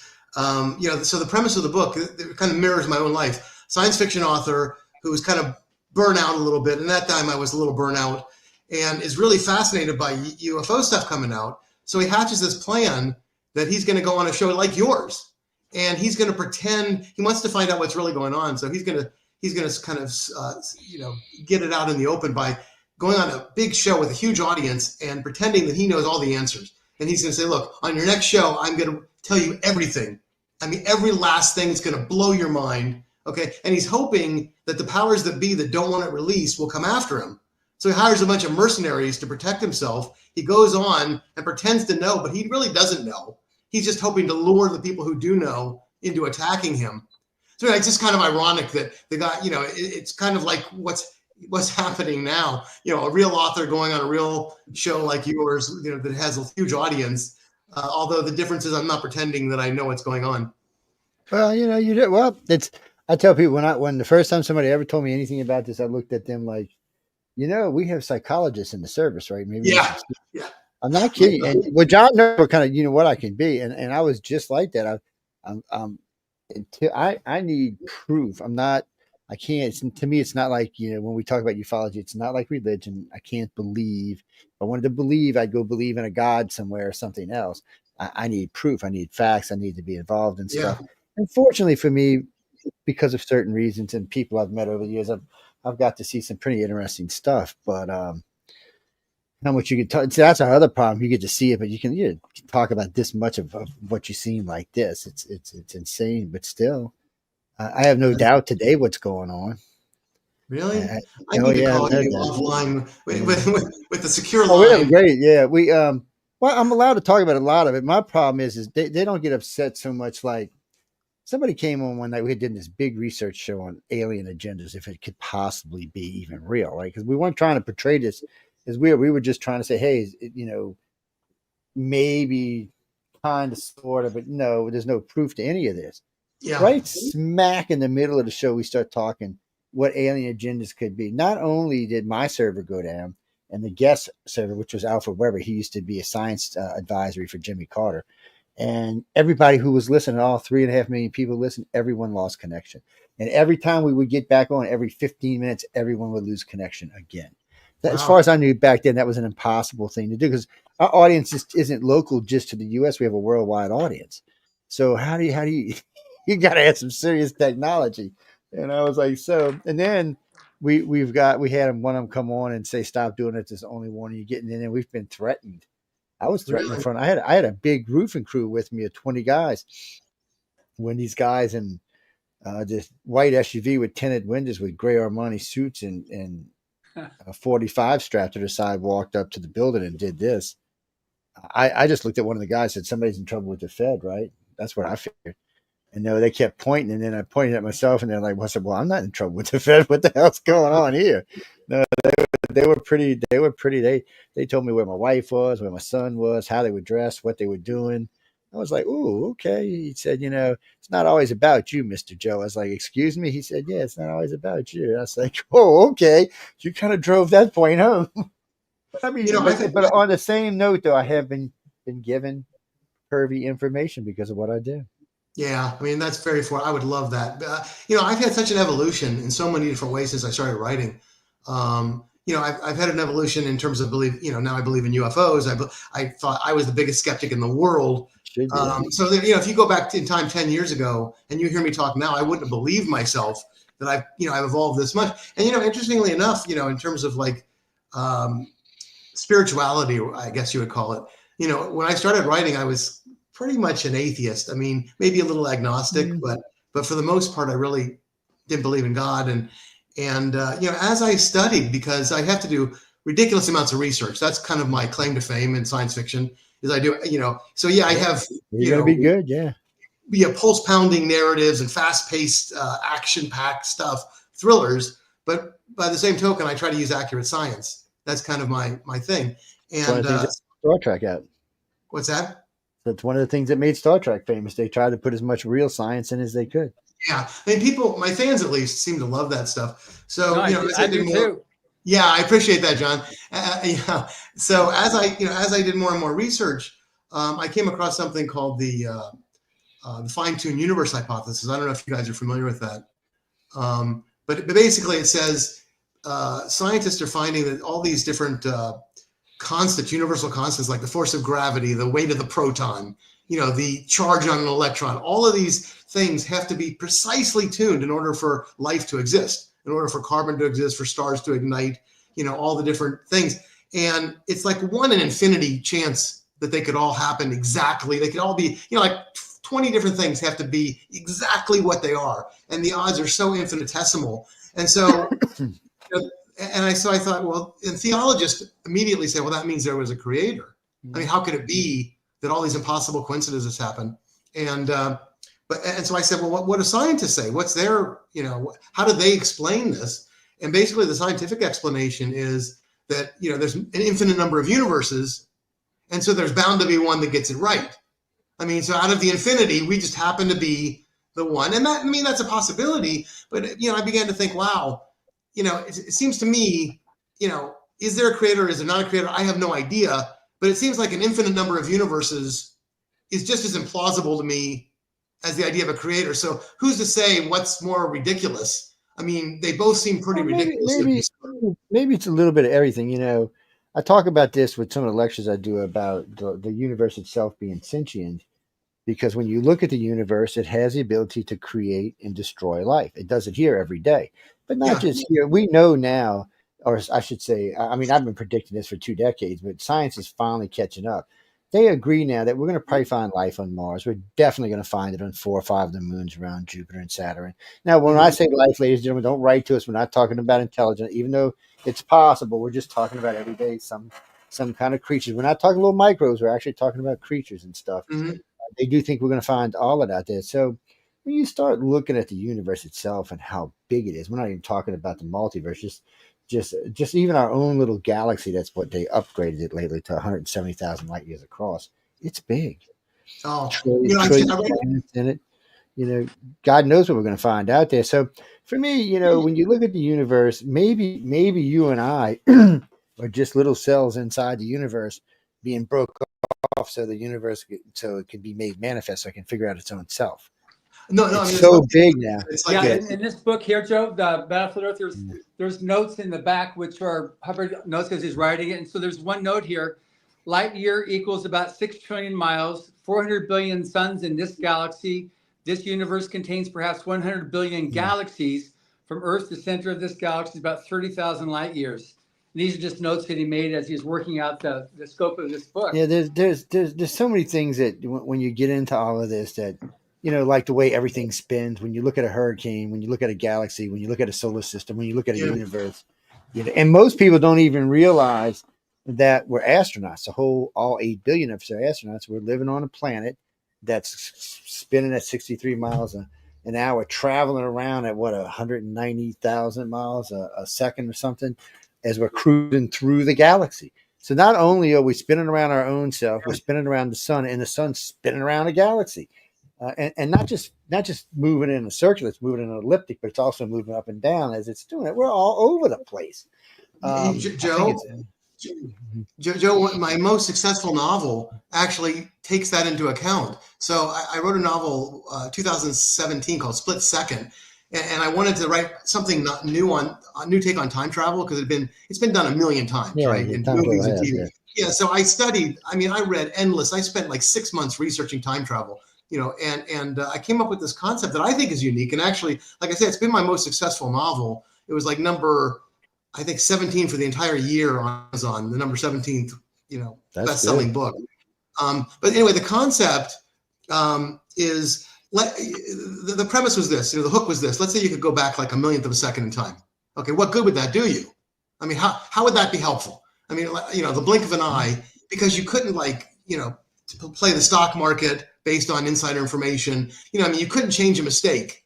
Try not to break up with your girlfriend or whatever, all the common time travel plots. So what would a millionth of a second do? And the idea and the hook, the twist is that you actually could teleport. So in a millionth of a second, I did the calculation, I don't remember what it was, but the Earth moves like, let's say, 47 feet in that time. And I went through the thing you just did, Joe, where, we're moving around the sun, et cetera. The sun's moving through the galaxy. There's so much movement going on. And I can't remember now what it was, but, it's, hundreds of thousands of miles an hour. I can't remember what the exact number is. It's howling, but. Yeah. But if you could go back, just a blink of an eye, you would actually be 47 feet away, because the Earth would have moved in that time. And, so if you go back a day, you'd be in deep space, right? Because the Earth would move out from under you. And a day before, the Earth wasn't in that same spot. So, the other thing you could do is duplication. You could make a copy of yourself by going back in time, because there's one now and there's one a billionth of a second ago. And so really, it wasn't even about time travel. So it was the only time travel novel that really isn't about time travel the way it typically is portrayed. It's really using time travel for teleportation and duplication of items. And it was a unique premise. And again, it was my most successful novel, but I'm kind of babbling, but you rang a bell when you're talking about the how quickly the Earth is actually moving without us. Because we're moving it, and I believe it's 400 80,000 miles an hour is what the solar system takes. Because I remember it was 230 million years to make one trip around. And the reason I always found that number so significant is it ties in with a couple of the great extinctions on our planet, which makes me think sometimes something we're passing through, because people forget we're passing by other solar systems, Mhm. but we're passing by nebulas. God only knows what this planet's going to go through in 100 million years, or even 20 million years, or 10 million. We just don't know. And it may be something that we pass through. Maybe we pass through a group of red giants and the planet gets irradiated. There's no way really knowing, but there's got to be something that's really a reason why it's killing off 80 and 90% of everything on the planet at one time. The asteroid excuses just aren't good enough anymore. They don't work. It's too many things that would have been left alive in the oceans. So it just doesn't follow suit to what they're saying. So there's got to be something else. And then that something else could simply be something we're going by. We might be going by a dwarf. We might be going by a blue giant or some. God only knows what it could be. As far as we know, it could be friggin' aliens that just call the planet every time we pass through their neighborhood. Or like a mini black hole or something. Who knows? Or mini black hole. There's yeah. so many. You could write several books on that, because I mean, it's just too many things. I write a lot about the immensity of the universe, like you're talking about. You know, when I went into that example about an infinite number of universes, and I talk about, you know, like how I've evolved. I mean, I the only thing I know is I know nothing. I mean, the universe is so mind-bogglingly immense and impossible. I mean, so you know, I almost believe in anything. I mean, I believe anything is possible at this point.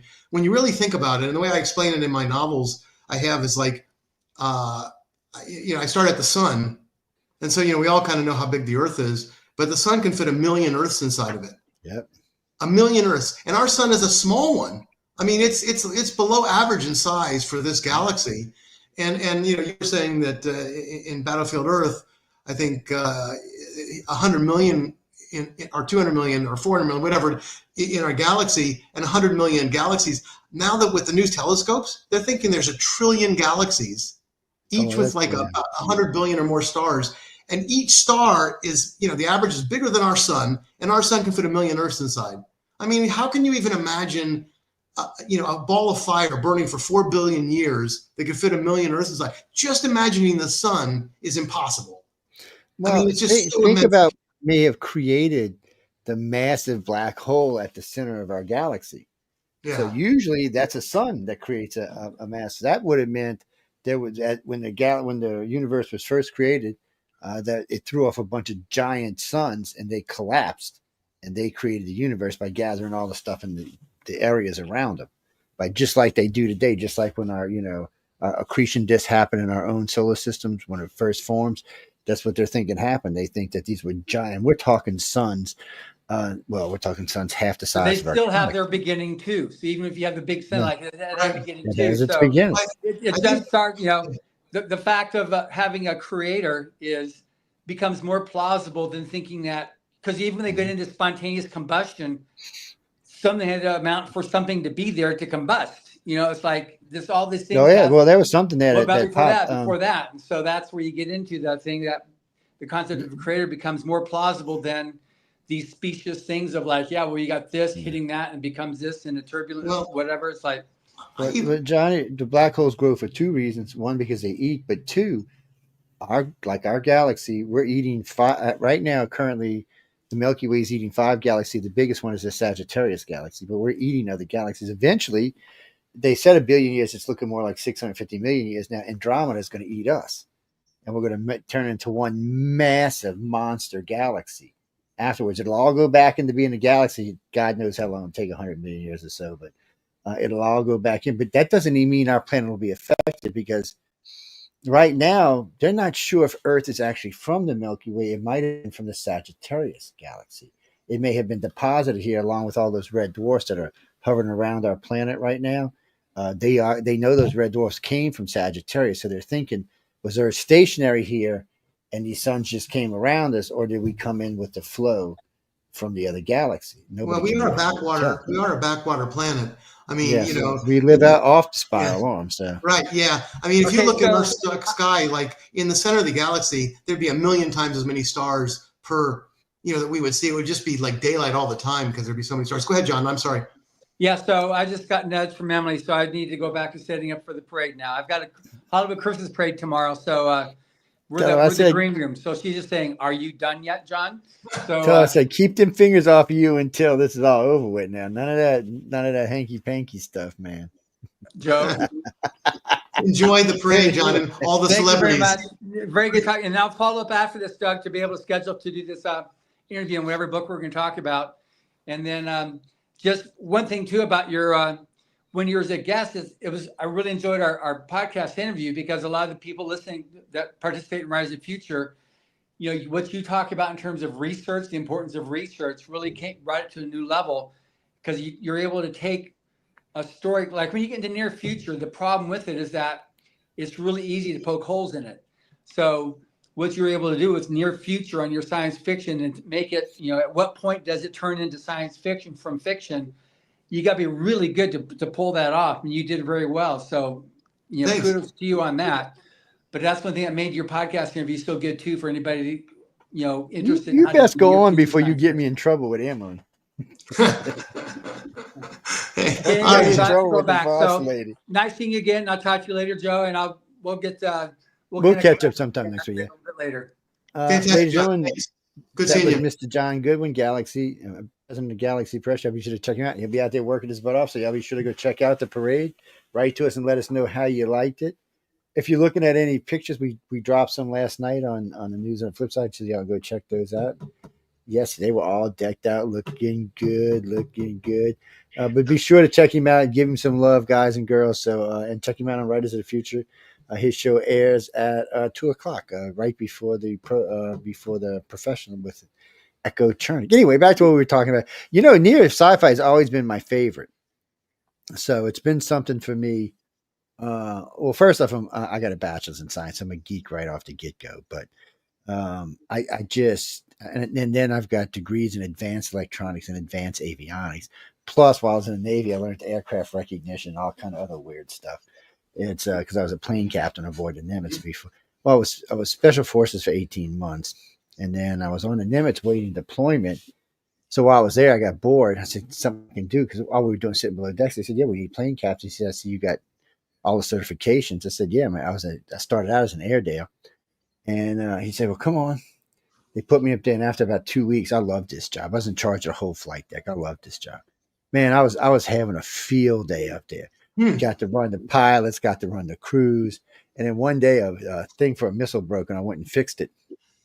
And I fixed it in about 10 minutes, launched the plane, got through, cleared the day. So later on that day, the number one comes down to talk to me. He said, how long did it take you to fix that electronic issue? I said, oh, in about 8 minutes. He said, you got degrees in electronics? I said, advanced avionics, advanced electronics. I said, that was my original posting, was going to be on this ship for that. I said, but they picked me and pulled me into special forces because of my leadership skills. And I was like, he's like, really? He said, I got a problem we've been having with this system on the flight deck, which I can't even mention the name of because it's still classified. He said, you think you can get it up and running? I'm like, well, I didn't even know what it was. I go up there, I start playing, I pull the board out. I said, yeah, I can get this running in about 8 minutes. Went and got a bobby pin and a lighter, a big lighter. And I was using it to move the solder around. Boom, the whole system lights up. Plug it back in completely. Everything's working. He looked at me. He looked at me, and then he looked at the captain. The captain looked at him. He said, well, guess what? You're no longer working on a flight deck. I said, what are you talking about? I thought I'd screwed up or something. He said, oh, no. He said, you're going to get promoted from enlisted to officer. He said, we're going to drop you from, I was the E4 at the time. They made me a lieutenant within 2 weeks. Wow. Because I could not be where, so I had to be, they wanted me inside the conning tower and inside the reactor room. I couldn't be in either one without a class 10 or higher security clearance, which is equal to my captain's. And I couldn't be an enlisted man and be inside the flight deck or the reactor room. I was like, what? He said, oh, yeah, you've been promoted. I was like, okay. Got to say, I was getting flight pay. And I mean, I made good money when I was on the Nimitz because they give you flight deck pay, hazardous pay, all kind of extra pays. Plus, I was a 4x10, so I got 4x10, which was reservist pay. And it was insane. But when they moved me, it caught me off guard. And to be honest with you, I kind of always regretted it because even though it was a cush job, I missed being on the flight deck.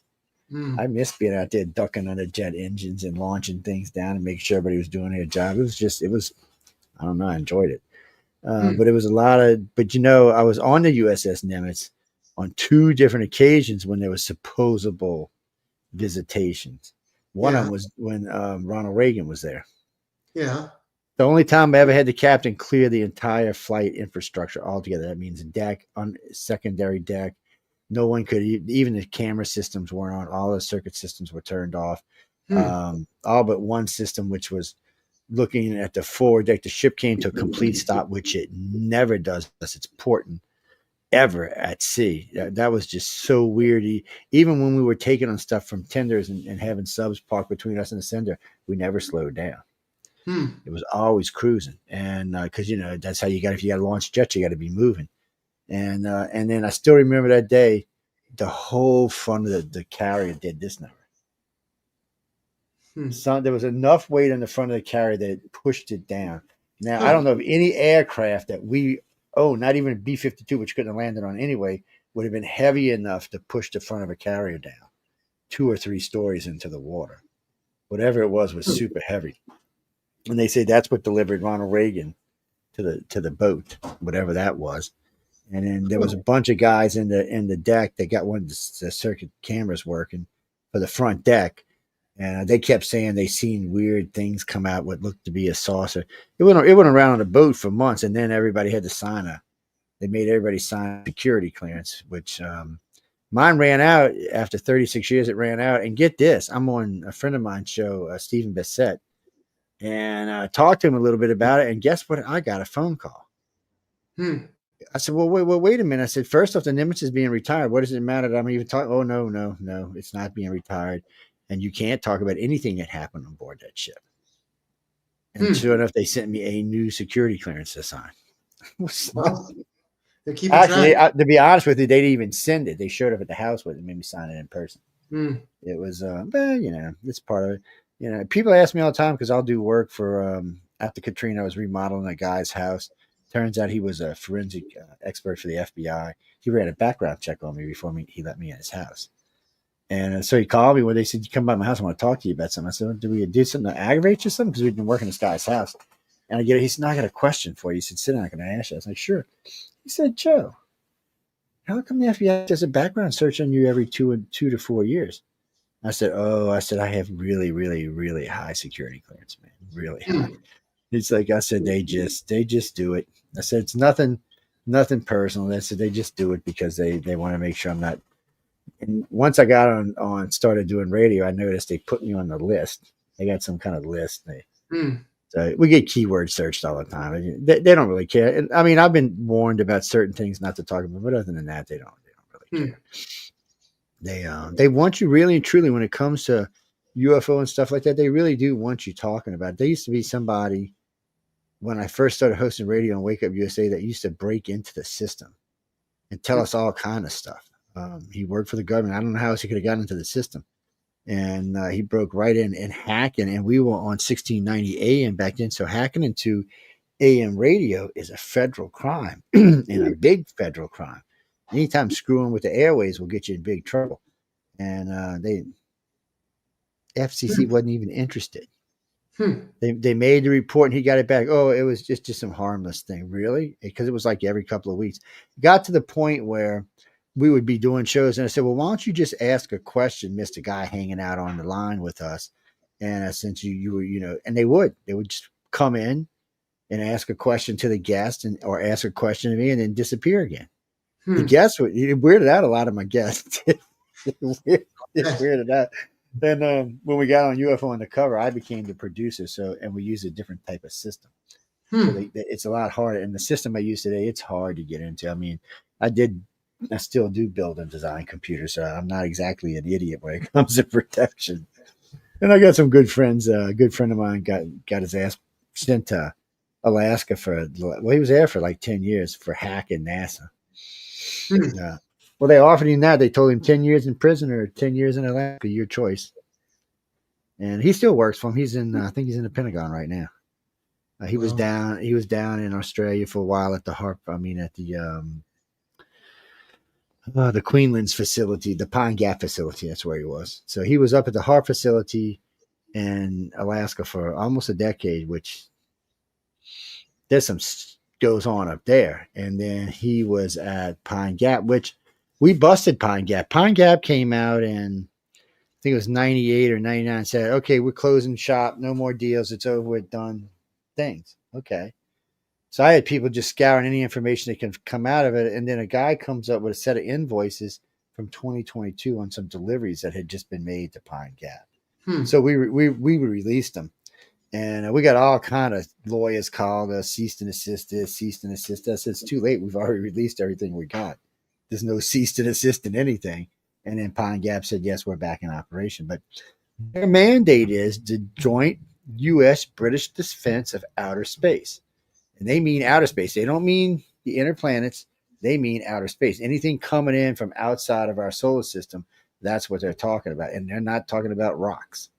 They're talking about beings. So this is how you know something weird went on. Ronald Reagan instituted Star Wars, which they were building lasers way too big to shoot down missiles. Matter of fact, we've seen a couple of these lasers. They were taking these UFO dish-shaped things that were a quarter mile across and setting them on top of this laser and superheating them up and shooting them into space. That wasn't even classified. They were doing that with the Star Wars laser. And then, so he instituted Star Wars. He also instituted the Hart facility, which is using big lasers to pop big holes through the ionic sphere and some kind of weird communication device. Nobody knows what they're doing up there. And then, of course, he instituted Pine Gap, the British Joint Defense of Outer Space.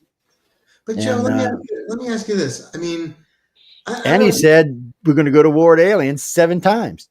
But it seems to me that we have no chance. I mean, it just seems like anybody who can, if it is interstellar and not us from the future or whatever, but just imagine that it's interstellar. Anybody who can travel those distances, the technology is just so far in advance of what we have. We have no hope of winning. We don't. I mean, it's like us. It's like, you know, our Army and Air Force battling ancient Rome. I mean, you know, they would be helpless with our jets. For that matter, it's ancient Rome battling the African nations. Yeah, it's just there's no chance. And if anything of what we've learned or seen anytime, we don't have a prayer. Even our best stuff, some of our new stuff, which nobody likes to talk about. You know, we got the new Mana craft, which is a new fighter jet that can go outside the atmosphere and come back inside the atmosphere. It's going to be our new Gen 6 fighters is what it's going to be. They're badass, but they're not going to take on aliens. And they may even have lasers on board, but they're still not going to take on aliens.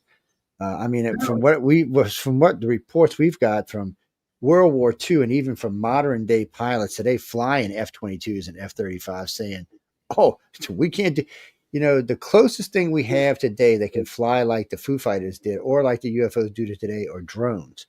And I only mean in the way they maneuver. As far as the speeds go, there's just not even in the thing. I mean, one of the Navy pilots, I remember him talking about this in front of Congress. He said, well, what do you estimate the speed at? He said, well, they went from 0 to the edge of the plane in, I don't know, 0.01 second. He said, that's got to be somewhere close to light speed inside our atmosphere. He said, there's just no way. He said, they're going so fast that it makes it look like a doorway opening and closing, which may be going on as far as we know. There may be some type of dimensional technology being used here. We don't know, but it does seem to be very advanced. But I always tell people the same thing. I said, if you're just getting into ufology, I said, don't start now. It's too confusing when you start now. I said, it goes back to the ancient world. I said, remember, there's only been things flying in our skies for 200 years. That's it. And that's when the hot air balloon started, like 17, whatever. I said, from that point backwards, you're going to see a lot of things that had been seen in the sky. I said, look at a lot of the ancient artwork. Look at a lot of the Christian artwork. You're going to find stuff flying around all over the skies. Now, remember, we had nothing back then that could fly in the skies. The Egyptians talk about it. The Sumerians talk about it. The Dogon talk about it. All of the Mesoamericans talk about it. The Native Indians talk about it. This is all before there was anything flying in the sky but birds. So they pretty much proved that somebody's been visiting the planet or something has been for a long time.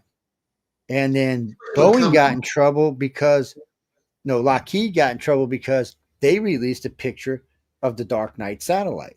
Mm. So the Russians put the first picture of this satellite out in, oh God, it was like 61 or something. It was accidental. It got out. And there's a satellite, it's parked in geostationary orbit above the pole and has been there for, as best anybody can tell, for at least 15,000 years or longer. But it's just been sitting there. It's nothing we have. They don't mess with it for some reason. Nobody says why they don't mess with it. They don't approach it, which means somebody approached and got shot down. I've Do you had. think we're ever going to know what's going on, Joe? I mean, were they ever going to We tell us? will. We will eventually, but right now we're just too young. I mean, if you look at the planet, even if you look at America, so today, thanks to Congress, we've broke the 50% margin on people thinking that there's life in the universe. So about 65% of Americans think there's life in the universe, but only 30% think that they may even be visiting the planet. Worldwide, that's even lower. So what happens is in the religious sector, which is about 78 to 80% of the world these days, they want to make this out to be something else. Oh, it's a demon, or it's a devil. The devil's flying UFOs. Oh, that just confuses me because I don't know why the devil wants to fly UFOs. He gets plenty enough recognition in his own. I really don't think he needs to be dressing up like an alien. Frankly, I think the demon would be scarier than the alien anyway, so I'm not sure why they would do that. But so I mean, you've got to deal with that kind of stuff, and then you've got to deal with a whole different realm of what people are going to try to make it out to be. And I tell everybody the same thing. We know something's visiting the planet, so judge them by their actions. Have they enlightened our planet? I said, well, look around. We don't look to enlighten people. Have they destroyed our planet? Well, no, they haven't.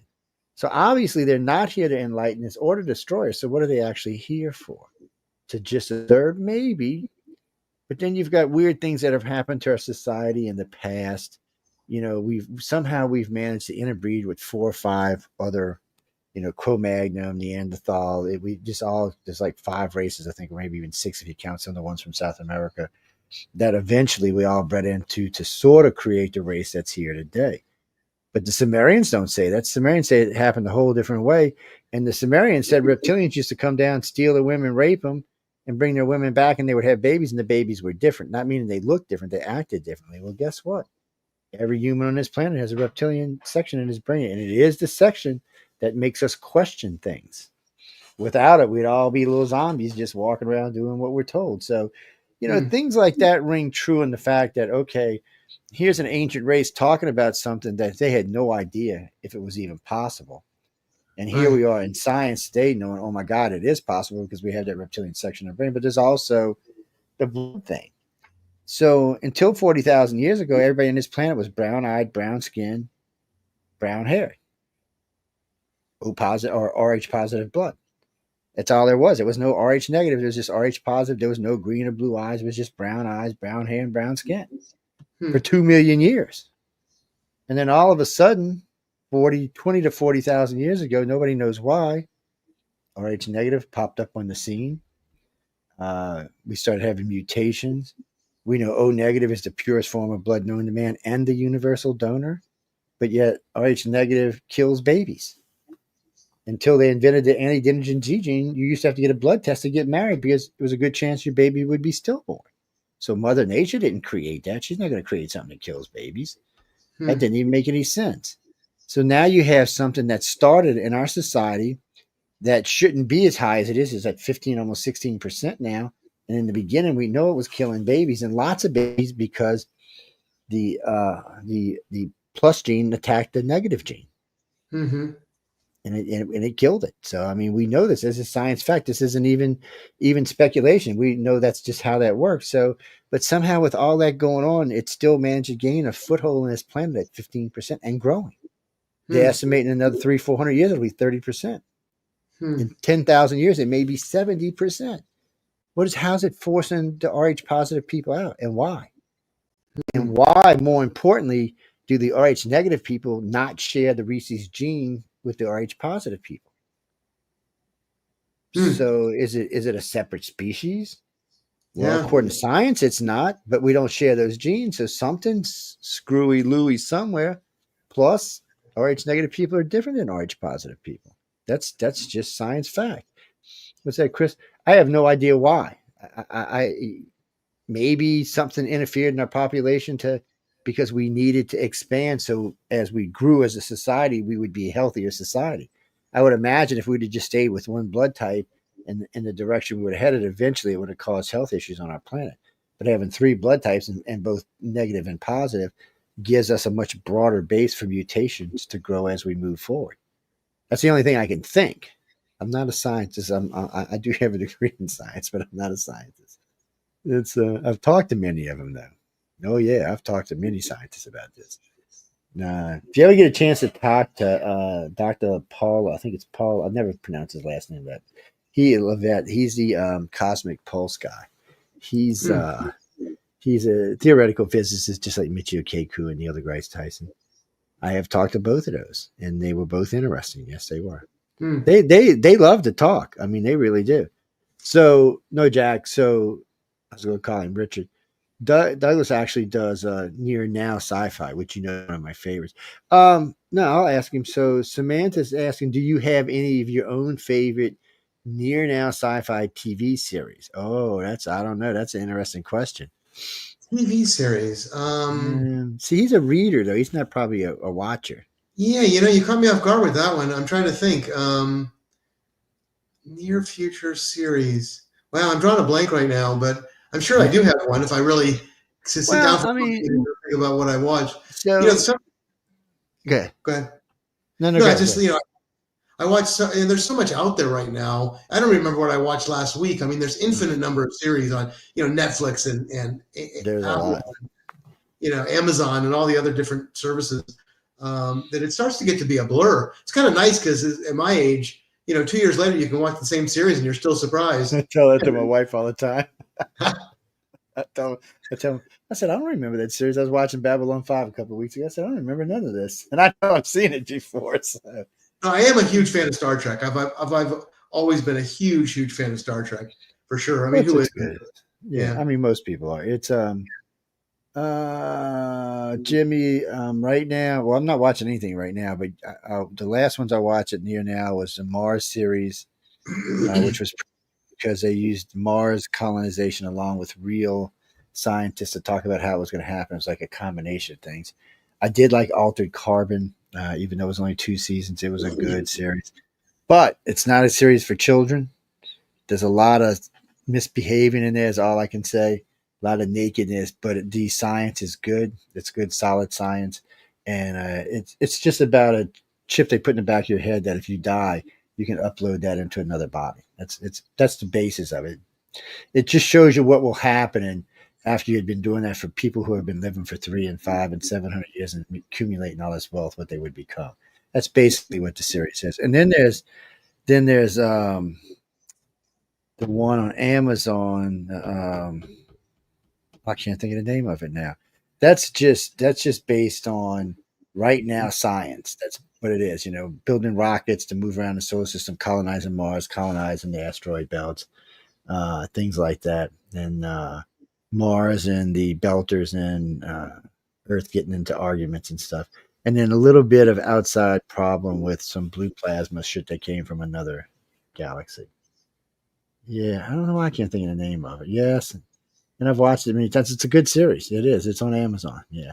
It was on Sci-Fi, but Sci-Fi was going to fold it up at 4 seasons or 3 seasons, and Netflix bought it. I mean, not Netflix, Amazon bought it and gave it another 3. The Expanse, that's what it is. The Expanse, yeah. It's a decent series to watch. As far as who portrayed our future the closest, that's Babylon 5, hands down. I wish Star Trek would be the one, but it's going to be Babylon 5, hands down. With the exception of how we're going to travel in deep space. I don't know if we're going to use gates or if we're going to use light speeds or whatever. But the way we're going to build colonies and deal with other races, that's bringing Earth's politics to the galaxy is what that is. Yes, the exact way it would be. So it's one of the other reasons. It's because, there's some really good science in there because they got the spider people and Vorlons and all kind of ancient aliens and stuff, and then the humans. It's an interesting series. It's a 5-year series, yeah. But I like anything because I don't get to read as much as I used to. So I tell people all the time, if you got audiobooks, send them to me because I'm always looking for something new when it comes to near now sci-fi. What's that, Jimmy? Well, he's asking if you got any favorite movies you like. Favorite science fiction movies or just movies in general? He didn't say. He just said, "Does he have any movies he likes?" What do you want to specify? Oh, you don't care. Okay, he just wanted to know if you had any movies you like. That's all he posted. Yeah.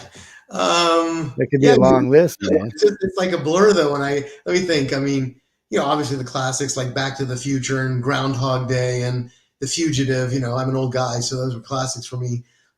In terms of like science fiction movies that I really love. I mean, I like any of them. I mean, like they had one recently with Chris Pratt, and he goes into there's a future war, and he gets drafted to go into the future. Oh, I remember that one. Yeah, my wife made me watch. I can't remember the name of it. It was interesting. Yeah, I mean, all of this stuff is pretty decent. I mean, special effects now are so darn good. There's so much they can do that they didn't used to be able to do. So yeah, I mean, I watch a ton of it, and that's really the problem. I watch so much of it, I can't really, my brain has got it. When I'm caught off guard to really pick, 5 or 10 out, it's difficult. But yeah, it's hard to do. It's for me. I can't even There's pick a lot of favorite. stuff I like the same. I think that's one of the problems too. You get kind of blanched out on. What's that, Michael? No, I keep most Star Treks around when I get bored. I may watch some Star Treks or some Stargate. I can't watch anything at night after say like 11. That's gonna that I'm interested in because I'll just stay awake and watch it. So I can put on like some old Star Trek or some old Stargate or something like that, and then it'll usually put me to night. It's no, I like all Star Treks. Favorite episodes? I don't.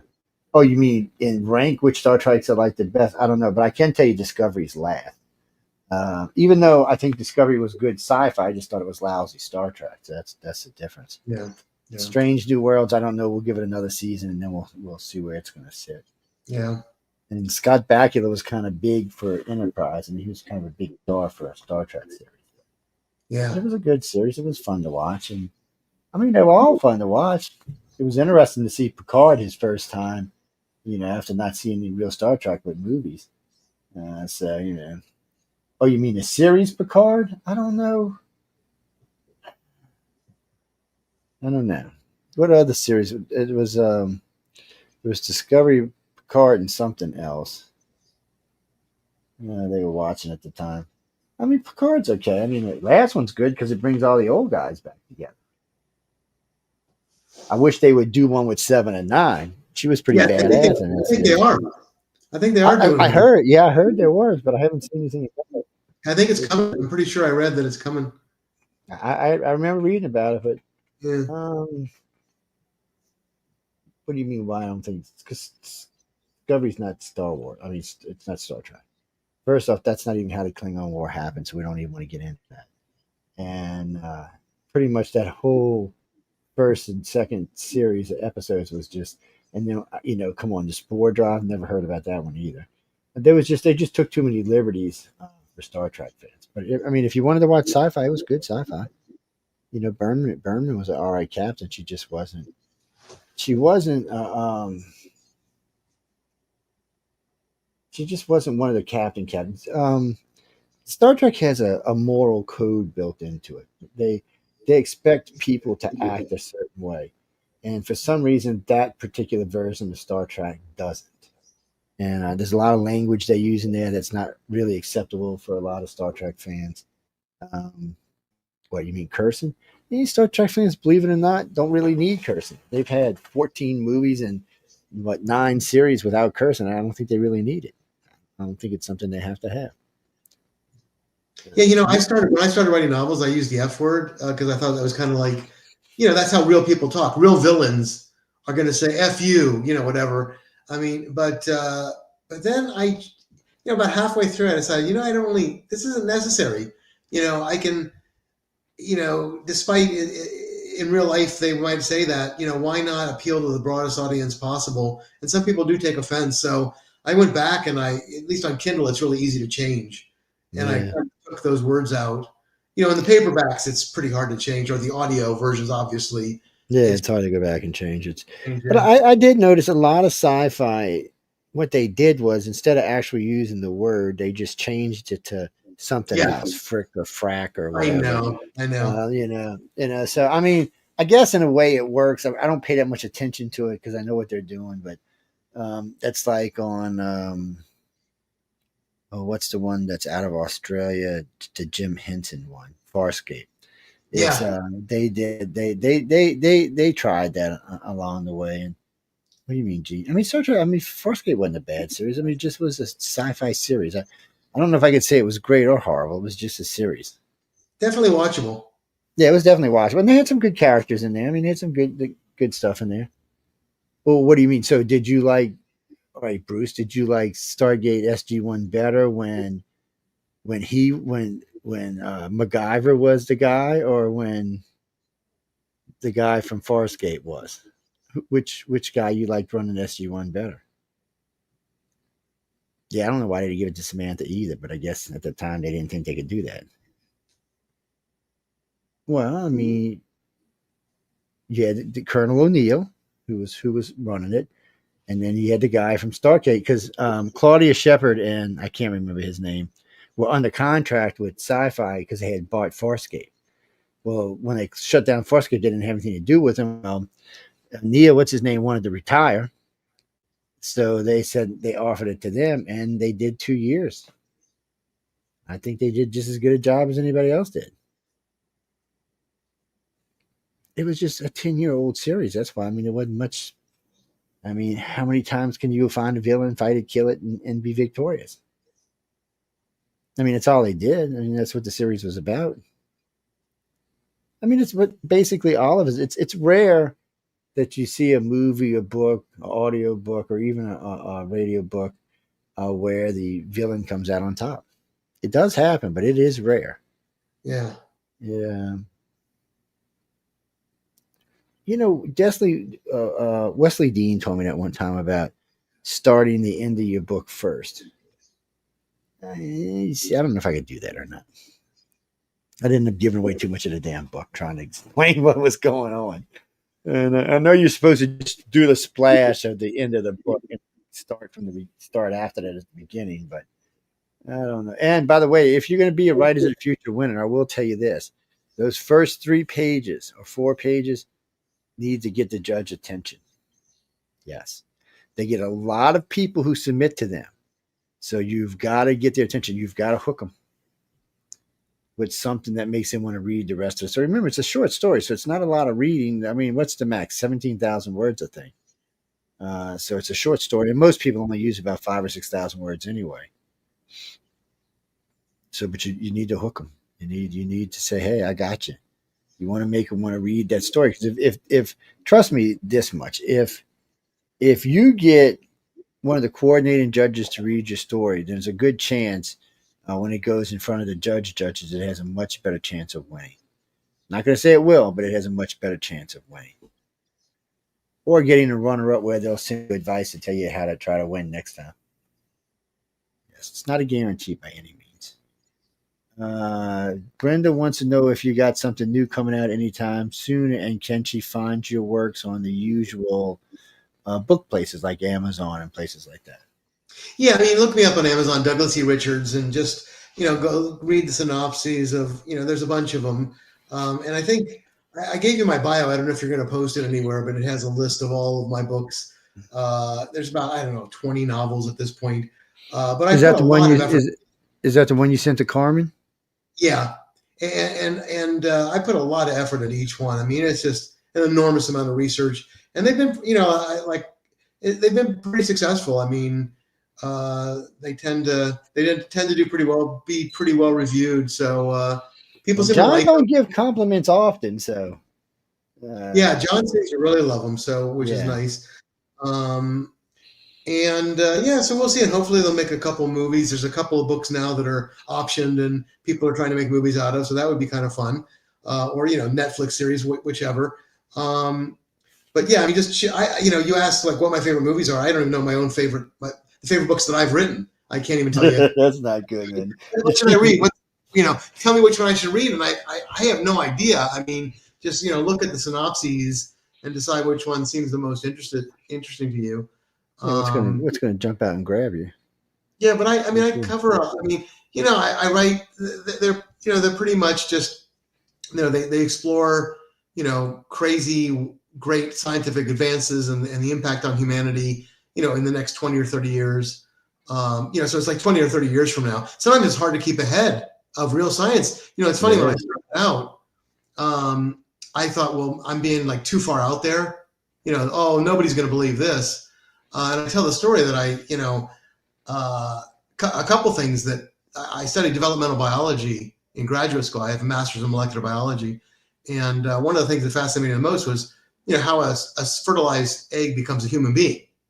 And when you think about it, I mean, so I would write about a nanotech, you throw a nanite into the ground and it gathers up whatever it needs to make more nanites, and it constructs more nanites, and pretty soon exponentially 1 becomes 2, and you got a trillion nanites, and then they make a television set. And so like in 1 hour, boom, they just take all the materials out of the ground and you've got a television set. And I thought, will anybody believe that that's possible? No, I mean, it's ludicrous. You can't do that with one little teeny microscopic nanite. But that's what happens in life. I mean, you have a sperm meets an egg, and they make copies of itself. And then at some point, the cells differentiate. Some of them know how to become eye cells. Some know to become heart cells and brain cells. And they differentiate into this perfect organized pattern, including 100 billion neurons. And ultimately, you have a sentient human being out of a single cell, a single fertilized cell. It's able to create life and a human being with all of its complexity, which is a hell of a lot more impressive than a television set, from a single nano robot. So, I've really come a long way in terms of what I think is possible. One other thing, when I was in molecular biology a long time ago, like 40 years ago, when I was in a PhD program, I ended up with a master's.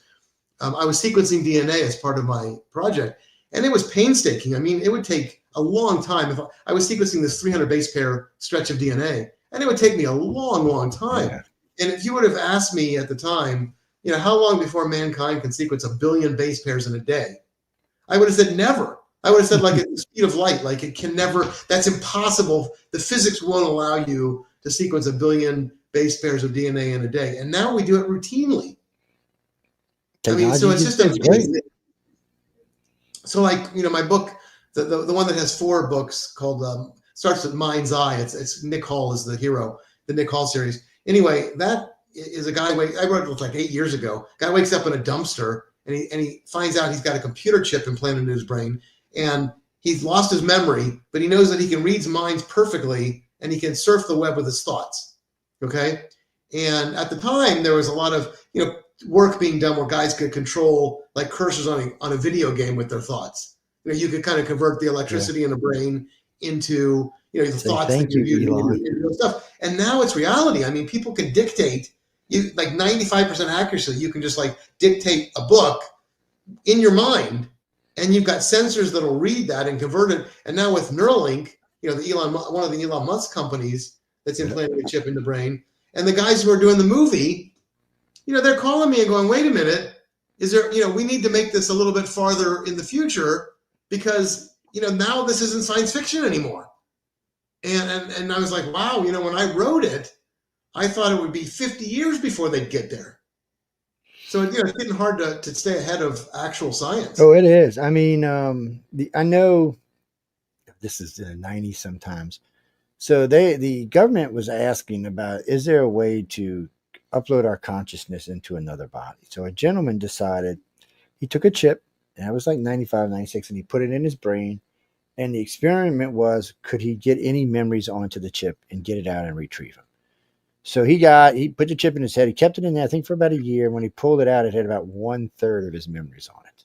It had been stored there. It was still in his head, but it was now on the chip as well. So now this isn't your consciousness. This isn't the person you are, but this is a big start. So if you can make a complete copy of your brain and just lay it into another one, because we can grow clone bodies. That's not that big of a thing to grow a complete clone. They're 3D printing tissue right now. Yeah, and they are 3D printing meat right now for us to eat. So I mean, it's getting a little weird out there. Just to finish. Go ahead, Joe. I'm sorry. No, go ahead. No, go I was going to say that just to finish the thought of the premise of he wakes up in a dumpster without a memory and has these capabilities, and everybody's trying to kill him. So suddenly, like everybody's trying to kill him, and he has no idea what's going on. He's kind of like stumbling around trying to figure out how to survive. And it makes sense, because if you could read minds perfectly, you could just go up to a politician and read their mind. Think about all of the dirt that you could uncover instantly, enough to ruin them, blackmail them. So all these powerful people around the world want him dead because he can read their mind, and that's like the biggest nightmare for a lot of powerful people. So that's kind of the premise, just to finish what the premise is for the audience. Little black aliens. Yeah. This is an alien in my lap, people. It just comes here once it hangs out. That's one of its friends behind me back there that wouldn't behave. I think. But it's funny you bring that up, because I remember when they used to talk about Ed Dames and the remote viewing programs. And then I used to tell people all the time, I said, well, why do you need a remote viewer if you have somebody who's a telepath? Telepathy gets a lot more information than remote viewing does. I mean, remote viewing will see a location or something like that, but someone who has telepathy can not only tell you the location, they can see through the person's eyes. If they're typing in the code on that nuclear launch, you now have that code, Right, as well as the location. So I remember it was 2000, the U.S. Navy, U.S. Air Force came out and said they were discontinuing their old programs and getting rid of the remote viewing, and they are now actively seeking telepaths. If you'd like to be tested. Now, one of the organizations I work with, we do tests for telepathy, and it's not real hard. And people get really mad about me about this, because they always tell me, oh, everybody has these abilities. I'm like, really? I don't believe that, but sure, if you want to say that. So we do easy tests. We'll go to the mall. We'll ask for permission to go to the mall, and we'll put up a big sign, would you like to be tested for psychic abilities or telepathic abilities, what we actually write. And I'll do an easy card test. I'll take 2 cards out. I'll even sometimes let the person pick the cards out, even though they can't see them. And I'll look at them, you know, red and green, blue and yellow. Okay, if you're a telepath, you should know what these colors are on these cards. So most of the time, most people won't even get them right about 38% of the time. So, and this is an experiment, ladies and gentlemen. Take a quarter and flip it and guess what it is. Most times you will not even get it 50-50. Don't ask me why. It's just a weird thing in the universe. But a true telepath will always get it more than 50. They'll usually get it 80, some even 100%. I've had people test that were 100% accurate. And then all of a sudden you can't find these people anymore. More than likely they have been recruited to work for government. So in the old days, we used to make the test public. We don't anymore, but we still do testing because, you know, it's one of the things we look for. If anybody who says they've had contact, I would think that anybody trying to contact us from another world would want to contact somebody that was telepathic to start off with.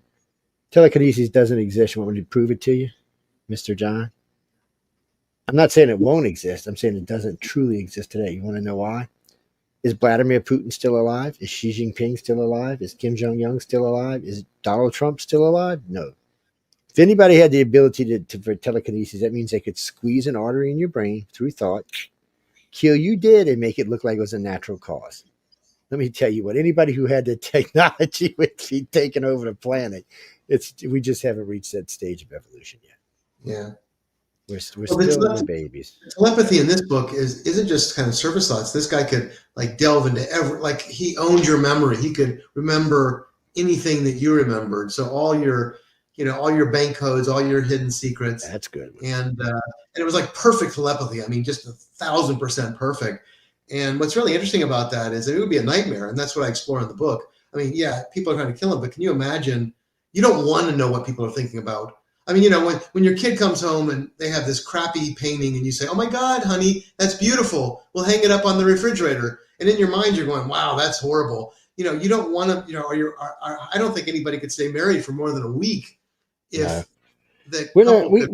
telepathy is something we're going to have to earn because we have to get to 2 things we got to learn to do. One, not hate when we hear something or sense something.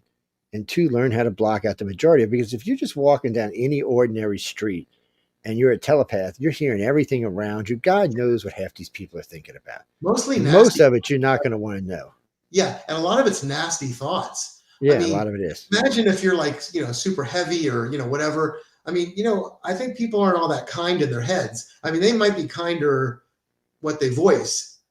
But, you know, I just think there's a lot of people have, you feel like your thoughts are you know, are private. Mhm. You know what I mean? So, Mhm. and then also sexual thoughts. Can you imagine being, a really pretty girl walking down the street? I know. I'd be in prison. Yeah, I mean, I think a Half the lot of men. guys I know would be, not just that, half the women I know would be in Yeah, prison. I mean, it would be Oops, rough, sorry. right? I mean, I'd it be would, in trouble. I'd be yeah, like, that would be ooh, kind of goddamn, scary, she but hot. Oh wait, no, wasn't thinking about you. Just thinking about somebody else. exactly. Oh man, So so it's a good thing we don't have telepathy. yeah. Is what I'm So I saying. mean, eventually we'll get there. I mean, but it will take time. Like I said, we'll have to learn one, how not to be touchy, and two, well, one, we'll have to learn that we're going to be openly honest society, which is a good society, but this one's not ready for that yet.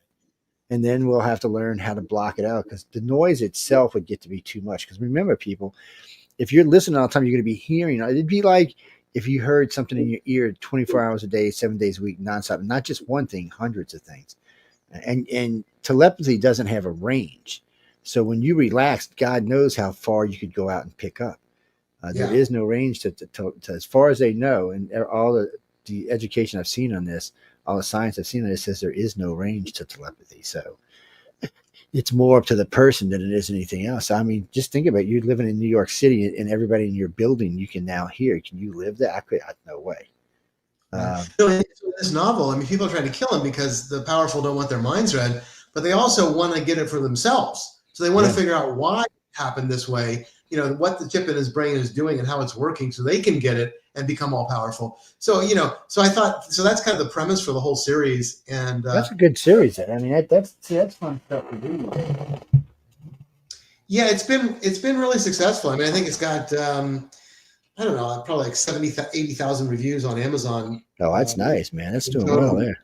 Yeah, it's been good. And it's been fun. So like I say, I've done 4 of those, but so if anybody's asking, like what, that's a good one to start with, I guess. It's not as far out as some of the science fictional. And what I was just commenting on was it's actually, almost real today, given what's going on in real science. Yeah, I don't think near now sci-fi has to be that far ahead. I mean, I know people like me, I really enjoy it. And I can live with someone who can write something that might be 10, 20, 30, 40, 50, 100 years. Because once you pass 100 years, to me, it's not near now sci-fi anymore. It's a little bit, Right. It's a little bit more like middle now sci-fi. But I mean, if you're in that first 50 years, I don't have a problem with that. I mean, because we are moving fast. I mean, science is moving really fast. And it's like people writing about robots back in the 30s, 40s, 50s, and 60s. Today, that's all real technology. And actually, it's even better than that technology. Yeah, one of the novels that I wrote that is also being optioned into a possible movie called Infinity Born, and it's about artificial superintelligence. And I wrote this, 4 or 5 years back, where you have you get to a certain point where artificial intelligence kind of self-evolves and can go through like billions of generations of evolution like instantly because they think at the speed of computers, which is practically the speed of light. So it's a million times faster than human thought. And you could have, so what if you get runaway evolution where you have a artificial intelligence that can make a better version and that can make a better version and that can make a better version. And within no time, you have this almost godlike intelligence. And what would that mean for humanity? How could we battle it? So that was a whole novel I wrote. And again, this is one that's optioned into for the movie rights. And I had no idea that things like Grok or Chat GPT or any of these things were coming along. And I know that they're large language models and they're not really sentient and whatever, but I have to tell you, they're incredibly impressive and decades sooner than I thought they'd ever come. And we don't know when something might become sentient. So that's the problem. When you keep feeding it data and data and data and data, you don't know if something might trigger along the way. So, and we are building, Japan and China both are building bodies, robot bodies at an alarming rate, and they're getting very sophisticated. It's pretty soon. Japan said within 30 years, you won't be able to tell the difference between one of theirs and a real person. They said what's going to make a difference will be the AI technology. Will it be able to interact like a true person without glitches and bitches and liches? I guess after time it will. What worries me is, when we're going to be left in the dust. We're going to be like, they're going to think of us as we think of ants in terms of intelligence. I mean, where they're going to be so far beyond us. And so we're going to be totally at their mercy. And, I'm not trying to be an alarmist. I mean, they may be benevolent, but they could be not benevolent. Who the hell knows how they're going to be? I mean, the thing about biological life that I point out in the novel is that biological life all had to evolve. You need, in order for biological life to evolve, you need to attract a mate, right? You have to have cooperation because biological organisms are weak and frail and easily killed. So, they have to forge groups. Animals forge groups so they can protect each other. They have to attract a mate. But if you have runaway AI evolution, they don't need anything but themselves. They don't need to cooperate. They evolve without any need to cooperate with anybody, and they've never been frail, where they need to seek out food all the time. So God only knows how they end up. I mean, do they end up kind of like psychopathic tendencies if they were really kind of, who knows? And I mean, I guess there's nothing at this point. Whatever happens, it doesn't seem like we're going to put a limiter on them. Not yet, anyway. We're talking about it, though. We are talking about it. Yeah, but there's a lot of alarmists out there right now.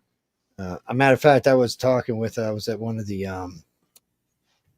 fireside chats the other day with two of the senators were talking, and he said something, and I said, well, I said, we all grew up with these sci-fi movies where the AI took over and nuked us all off the planet or wiped us out. I said, let's not forget about the Matrix series. I said, there's lots of stuff out there that shows, lots of sci-fi that shows how we can end up due to AI. So we need to be careful with it. Right. It's sooner or later, it will be a sentient program, and we need to limit its access to what it's going to be part of. As far as people, and that's the other thing, I'm already watching weirdo people starting relationships with AI bots online. Yeah. Okay, people, it's not real. I'm just don't get mad at me, but what's going to happen is sooner or later they'll be able to take what they've got online and put it into a body, and then you'll have. So what's going to happen? Are we just going to stop breeding? Are we just one day going to find there's 5 humans on the planet, and not even through any error by AI, just because we like the AI better than human interaction? I don't know, people. It's a scary thought. Well, I'll tell you, one of the things that scares me about, I used to always be very, very optimistic that our technology could get us out of anything. That we have such ingenuity, and when the sky is falling, it really isn't, because we'll figure it out. And the story I've told on a million shows, so people who've heard me before have heard the stories. It's kind of an apocryphal story. In 1850, New York was growing at an incredible pace, and so the city mayor decided, let's do a study of what it's going to be like in 75 years. Let's extrapolate. And so the experts came back and they said, we're screwed. In 75 years, because of the growth of population is going to be so massive, that the entire city is going to be knee deep in horse manure. And there's nothing we can do about it, because we're going to need so many horses to travel around the city. I mean, there's no way out of it. And obviously, I love that story, because obviously that was never a problem because we invented the car. But at the time, none of these futurists could imagine something like a self-sustaining driving vehicle. So the only way they can just imagine what they have right now, how many horses you need per person, and how many people, and how many, do the math, and you have knee deep in horse manure. And obviously 75 years later, horse manure wasn't a problem at all, because there were almost no horses in New York. So I always thought, well, this is a great example of how we always think our way out of problems. But now technology is the problem. I mean, technology, the divisiveness, the 24/7 sky is falling, the social media, the toxicity and all that stuff. So that's really what is scaring me now. And I'm leading to this point to tie back into what you were saying, is that we have all these geniuses out there who are working on better and better ways to addict us to these technologies. I mean, so really brilliant people are trying to figure out on Facebook, how do you make the color more addictive? How do you make the like more addictive, or the chime, or the, whatever. All these people, they want your eyeballs. That's how they make money. They want you to be addicted to your phone. They want you to be addicted to Instagram or whatever is TikTok. And people they're becoming more and more addictive. And so if you can imagine what you were saying, you have this, beautiful robot that they figure out how to make feel just like a human being. So a beautiful woman beyond your wildest dreams, who feels like a human being, who has a, wonderful voice, and now is made to learn your preferences and everything, in personality, in the bedroom. And you have, these geniuses behind it who work these algorithms to, and you could easily imagine, just like you're addicted to your phone, how could you not be addicted to this beautiful artificial woman who is precisely, their brain is programmed to always laugh at your jokes, say the right thing. It'll be a problem. It's going to be a problem. I have no doubt. I mean, video games are already a problem. I mean, Yeah. if you look at the younger millennials and the X Geners, and the millennials were bad, the older millennials were bad too. But I mean, well, the younger X Geners were pretty bad, but they've kind of got off of it now. The younger millennials and the Z Geners themselves, that's what they want to do. They don't want to do anything but game. They don't want to get a job. They don't want to do anything. So this is to put things in perspective. This year, a bunch of companies went out and hollered Z Gener graduations, right? I mean, we're talking tens of thousands of people they hired. All of them got fired. All of them. So many of these companies, even Google came out and said, we're not going to do any hiring from college for the next 5 years. That's how bad the recruiting was. So they got these people. One, they wanted to work from home. Two, they thought they should be making $50 and $60 an hour for doing God knows what, probably answering phones. It's just and then they thought they should have X amount of time off, and they should have breaks every 2 hours. And no, that's not the real world. You were living in some fantasy world. The real world is you go to work for 8 hours, maybe 10 hours. If you got a decent job, if you got a hard job, you won't work more than that.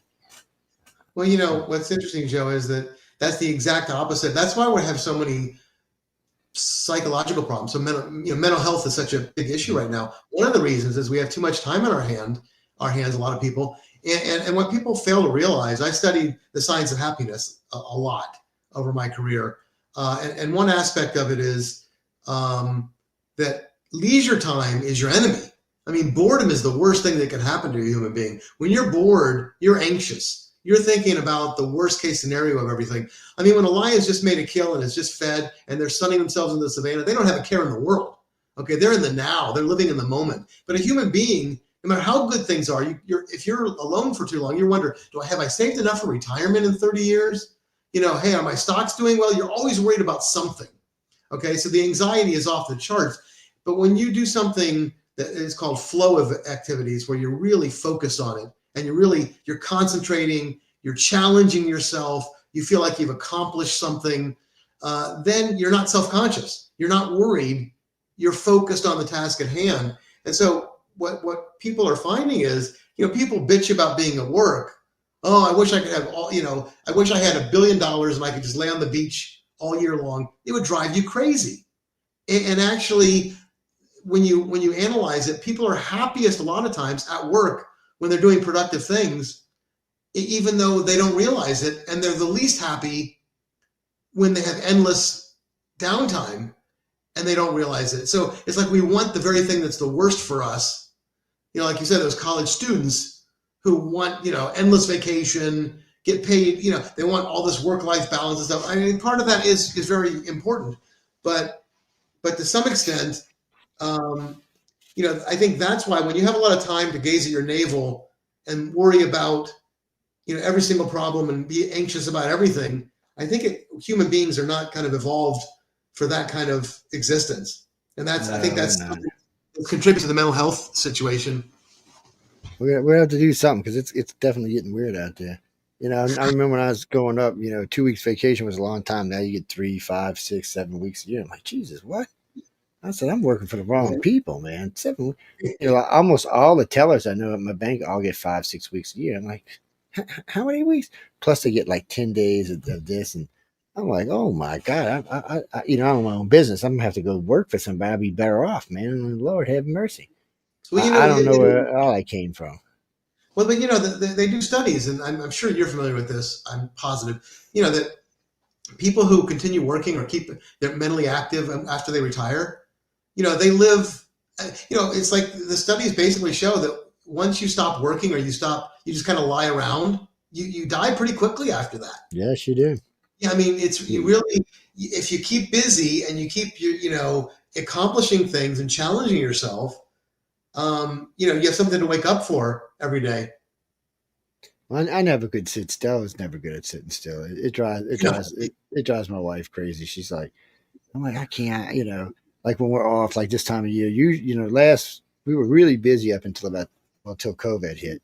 And since then, we've been kind of slow. So I got the station keeps me busy, but I'll have to go find something to do in my house or go walk because I Oh live yeah. by the beach, so it's nice. I mean, and where I live is nice. I mean, I can take a walk with the dogs or something, go hang out. I got to watch my dogs. I got hawks and eagles and osprey Mm, live around here and bobcats and shit. But you've seen right. how big my dog was, and it's strange. But I never. And John will tell you. John knows me well. He knows I can't sit still. Even when I'm in LA, I'll usually go spend 8 days out there with him. I'll usually start around 8, and I'll usually wrap up around 3 or 4 in the morning. And I'll get up the next morning, have breakfast. I usually, catch up with John, say hi, unless we were out drinking or something, and then I might sleep a little later. But it's just who I am. I just can't sit still, and I've never been able to sleep late. My problem was when I was young. I used to like to work nights. I could sleep all during the daytime. Um, but I just don't sleep well in the daytime. Usually, if I try sleeping late like today, I say, all right, I was up till 4. I was up at 8. That's like, Mm. all right, let's go find something to do. Let's go cook breakfast, go to the grocery store. Let's go do something, man. I got to go do something. No, Jeffrey, we're way over, but I'll let y'all get one more question. No, well, I was having a good time talking with Doug. And yeah, we're half hour over, but Oh, sorry. no, you're all right. Just not your fault. It's my big mouth. Um, what do you got, Jennifer? And where are you from? New York City. Well, how you doing up in New York? Cold up there? Yeah, it's cold up there. I heard it's been snowing up there in New York. And no, it's usually a question I'll ask. So I'll ask him. Jennifer from New York City, who says it's freezing her, what's off, says, I can't mention that on this show. I keep telling you, we don't curse on this show. Oh, the only show I can curse on is News on the Flip Side. I host 5 shows in this network, and that's the only one. And the Huh. whole 30 year or the whole 24 years I was doing UFO Undercover Wake Up USA, I did not curse, not even one time, Huh. not even once. I can go without cursing if I have to. I'm a sailor at heart still. I got that Navy stuck in the back of my head. God dang it, people. But anyway, she just wants to know what got you into writing. What was it? Was it something when you were a kid, something you seen or heard, or did you see someone that maybe was a mentor or something? No, I mean, I've always loved reading. I mean, I used to have a nose in a book all the time, and I don't know. I just thought I'd try it one time, and I wrote a few pages, and then I read it. And I thought, wow, this sounds actually okay. I mean, it sounds like something you might read a professional doing, and I was like really surprised, like, huh, I'll try to keep doing this, and you know, I mean, when I real the real reason I started though, to back up just a little bit, I started with kids books like for ages 9 and older, because I had kids of my own, and there's a lot of fantasy stuff out there like Harry Potter, Yeah. but you look around for like accurate science fiction for kids, there isn't any really. I mean, at least I didn't find any. I looked No, very they're hard. not anymore anyway. There used to be, but not anymore. Like Danny Dunn, and there was, there was all this what I used to watch. But anyway, I couldn't find any for my kids, so I said, I'll try to write this. So the first books I wrote were kids novels, um, and I thought, well, I seem to be doing pretty well, and they were pretty well received. The kids loved them, and so that really got me started. Basically trying to write hard science fiction for my own kids. And then I tried an adult novel, and the adult novels were so successful. Wired became the New York Times bestseller and USA Today bestseller. And I had a biotech career. I was an executive at several biotech companies and director of biotech licensing at Bristol Myers Squibb, et cetera, in a past life. And I was just kind of doing this on the side. And then when Wired went viral and became a New York Times and USA Today bestseller, I was out earning what I was making as an executive by a lot. Oh yeah. Now I had plenty of time, so I quit. That was like 2011. I quit, and I've been writing full time ever since. But again, and then I couldn't go back to the kids' books, unfortunately, because the adult books just did. There was such a clamoring for them, that I kind of felt forced to keep doing the adult books because it was a bigger audience. Yeah, and you got to probably a little bit more freedom with the adult books than you do with the children's books. Yeah, a But I lot do more. notice. I mean, I do notice most writers, and it's funny. Not just most writers, but a lot of illustrators try to write kids books. Some are okay. I mean, some do okay.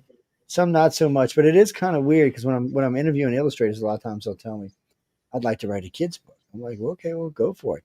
I've talked to a lot of writers that have wrote kids books mainly because they have children, like you just said, and some are okay, some not so good. But it's going to vary from person to person. It's not in everybody's skill set. And Well, some of the kids' yeah, books that you're talking about, I mean, they're like for like 1 or 2 year olds that, they're picture books, yeah, especially the illustrators, because they have lavish, and these were, kind of like Harry Potter, but for science fiction. So they're not, adults have really told me they like them a lot. So they're not quite as, young as some of the people do. But still, it was pretty wild that's what started me off, and it's really worked out. yes. Oh, Jeffrey, mentioning that, I'm glad you brought that up. I did see we may get my Jetson car before I die. I can't actually believe it. If not, we're going to get one that looks just like the one of the shuttlecraft from one of the Enterprise movies. Yeah, so I seen it yesterday. This one's a one seater. It's got 4 props on it. It's a forward facing looking thing. It's like it stands up and looks forward, and there's 2 sets of blades in the front, 2 sets of blades in the back raised. It flies nice, man. It's a flying car, is what it is. And now they got a couple of them with wheels on them. To get more and more out there. We might yet see flying cars before the end of our term. I mean, Elon just That mentioned that. just scares. Elon was Elon's mentioning, in everything. yeah, but he was mentioning, yeah, that just wait. I mean, I wouldn't put it past him to enter that market next. And when he enters a market, he tends to do pretty well. He does do well. The only car company in the world that gives him any trouble at all is the Chinese electric car market, and they're doing fabulous. They're hurting everybody. But Trump said he's going to put 50% tariffs on their cars, so then Tesla will be really the only one doing good here. Yeah. And I mean, and all the other cars that are making electric cars, but no, Jack, I'm not into electric cars because they have to use, well, usually cold or natural gas to run their charging station. So it's really defeating the purpose of having an electric car. You don't have to take my word for it. You go look, find a charging station anywhere in the United States, find it, track it back to its electrical source, and then track that electrical source to its what makes it. And you're going to find more than likely either nuclear power, natural gas, or coal. Yeah, we don't have any plants yet that generate electricity yet. I mean that from other means. Yeah. Yeah, we haven't got there yet. We have the technology. Tesla invented it, but we can't use it because it can't be metered. So they can put big panels in space and beam the electrician directly to your house if they wanted to, but they can beam it directly to a station, which can turn a turbine and create electricity basically for free. Hmm. But sending it to your house the way it would have to be sent over the airwaves, there is no way to meter it. That's why it didn't get put out the first time. Remember, Tesla's the one who invented. He didn't invent electricity. Benjamin Franklin technically did, but he's the one that invented AC electricity. Yes, because what's his name? He's working for. I was going to say he was working for Einstein, and they were doing DC electricity. And, Yeah, and Edison. DC, He and Edison had a big fight. Edison. Yeah, Yeah. Einstein, I'm losing my mind. He was working for Edison, and Edison had bought the patent from DC from him, and he was using it. So Tesla got mad because he wouldn't give him any money because he was supposed to give him a big chunk of the money after they got it up running. He said no. So Tesla left with AC, sold the patent on AC for like $250,000. Now, people back then that was a lot of money. Okay, in all fairness to him, that would be like $25 million today. It might even be more than that, but still, Tesla ended up broke when he died. Yeah, it's unfortunately he held patents on all kind of stuff that the government just took after he died. Yeah. But, he had tons of patents. He invented a lot of stuff. He invented how to do X-rays. He did all kind of stuff. Certain types of communication come directly from him. It's just he had a really good understanding of how airwaves and electricity worked and how magnetic waves move through the atmosphere. Knew a lot about a lot of things. But sometimes you can't be arrogant while you're doing it. Yes. Elon can because Elon's an arrogant SOB and backs his stuff up every time he turns around. You mean going to Mars? He said he wants to retire on Mars. That's where Elon says he wants to retire on Mars. He said that's his goal is to retire on Mars. So if he stays true to his word, within 5 years, you should start seeing spaceships going back and forth to Mars with nobody on them, by the way. Well, they'll have pilots, but nothing else. They're going to be going back and forth. When he gets 100 of them, 50 going and 50 coming, is when he's going to start colonizing Mars. By then, there'll be a ton of materials there. There'll even be some habitats built, and it'll be ready for colonization. That's his plan. And so far, I haven't seen him do something he's said hasn't worked yet. So let's see where it goes. He's amazing in his ability to accomplish stuff. But what I wonder about is, he puts all this money and effort, and then the aliens come and say, oh, by the way, we're here. Here's how you make a ship that can go light speed or whatever it is. And poor Elon, SpaceX has put out of business in 5 seconds. Yeah. Well, he might get the contract, though. You never know. He might get the contract. But, I've always wondered about that because, when we start traveling deep space, matter of fact, when I had Michio Kaku and we were talking about stepping stone theory and how we're going to get into deep space in the first place, because people always tell me when I'm lecturing, especially at colleges, they go, well, Joe, without light speed or this, that, or then there's no way to get around. I said, yeah, this is called a stepping stone. He's like, what do you mean? I said, so look at Earth. I said, pretty soon we're going to have a base on the moon. And then we're going to build a base on platform and zone 11, which is the one that runs down the center of our galaxy, the one that picks up the winds and can actually help the ship go faster. That's zone 11. So we'll put a launching platform there. Then we'll build the base on Mars. Then we'll build a base inside the asteroid belt because we're going to be mining out the yin yang. And guess what? We'll be processing that stuff on Mars so we don't have to bring it back to our planet, which will do 2 things: keep the pollutants from here and help thicken the atmosphere of Mars.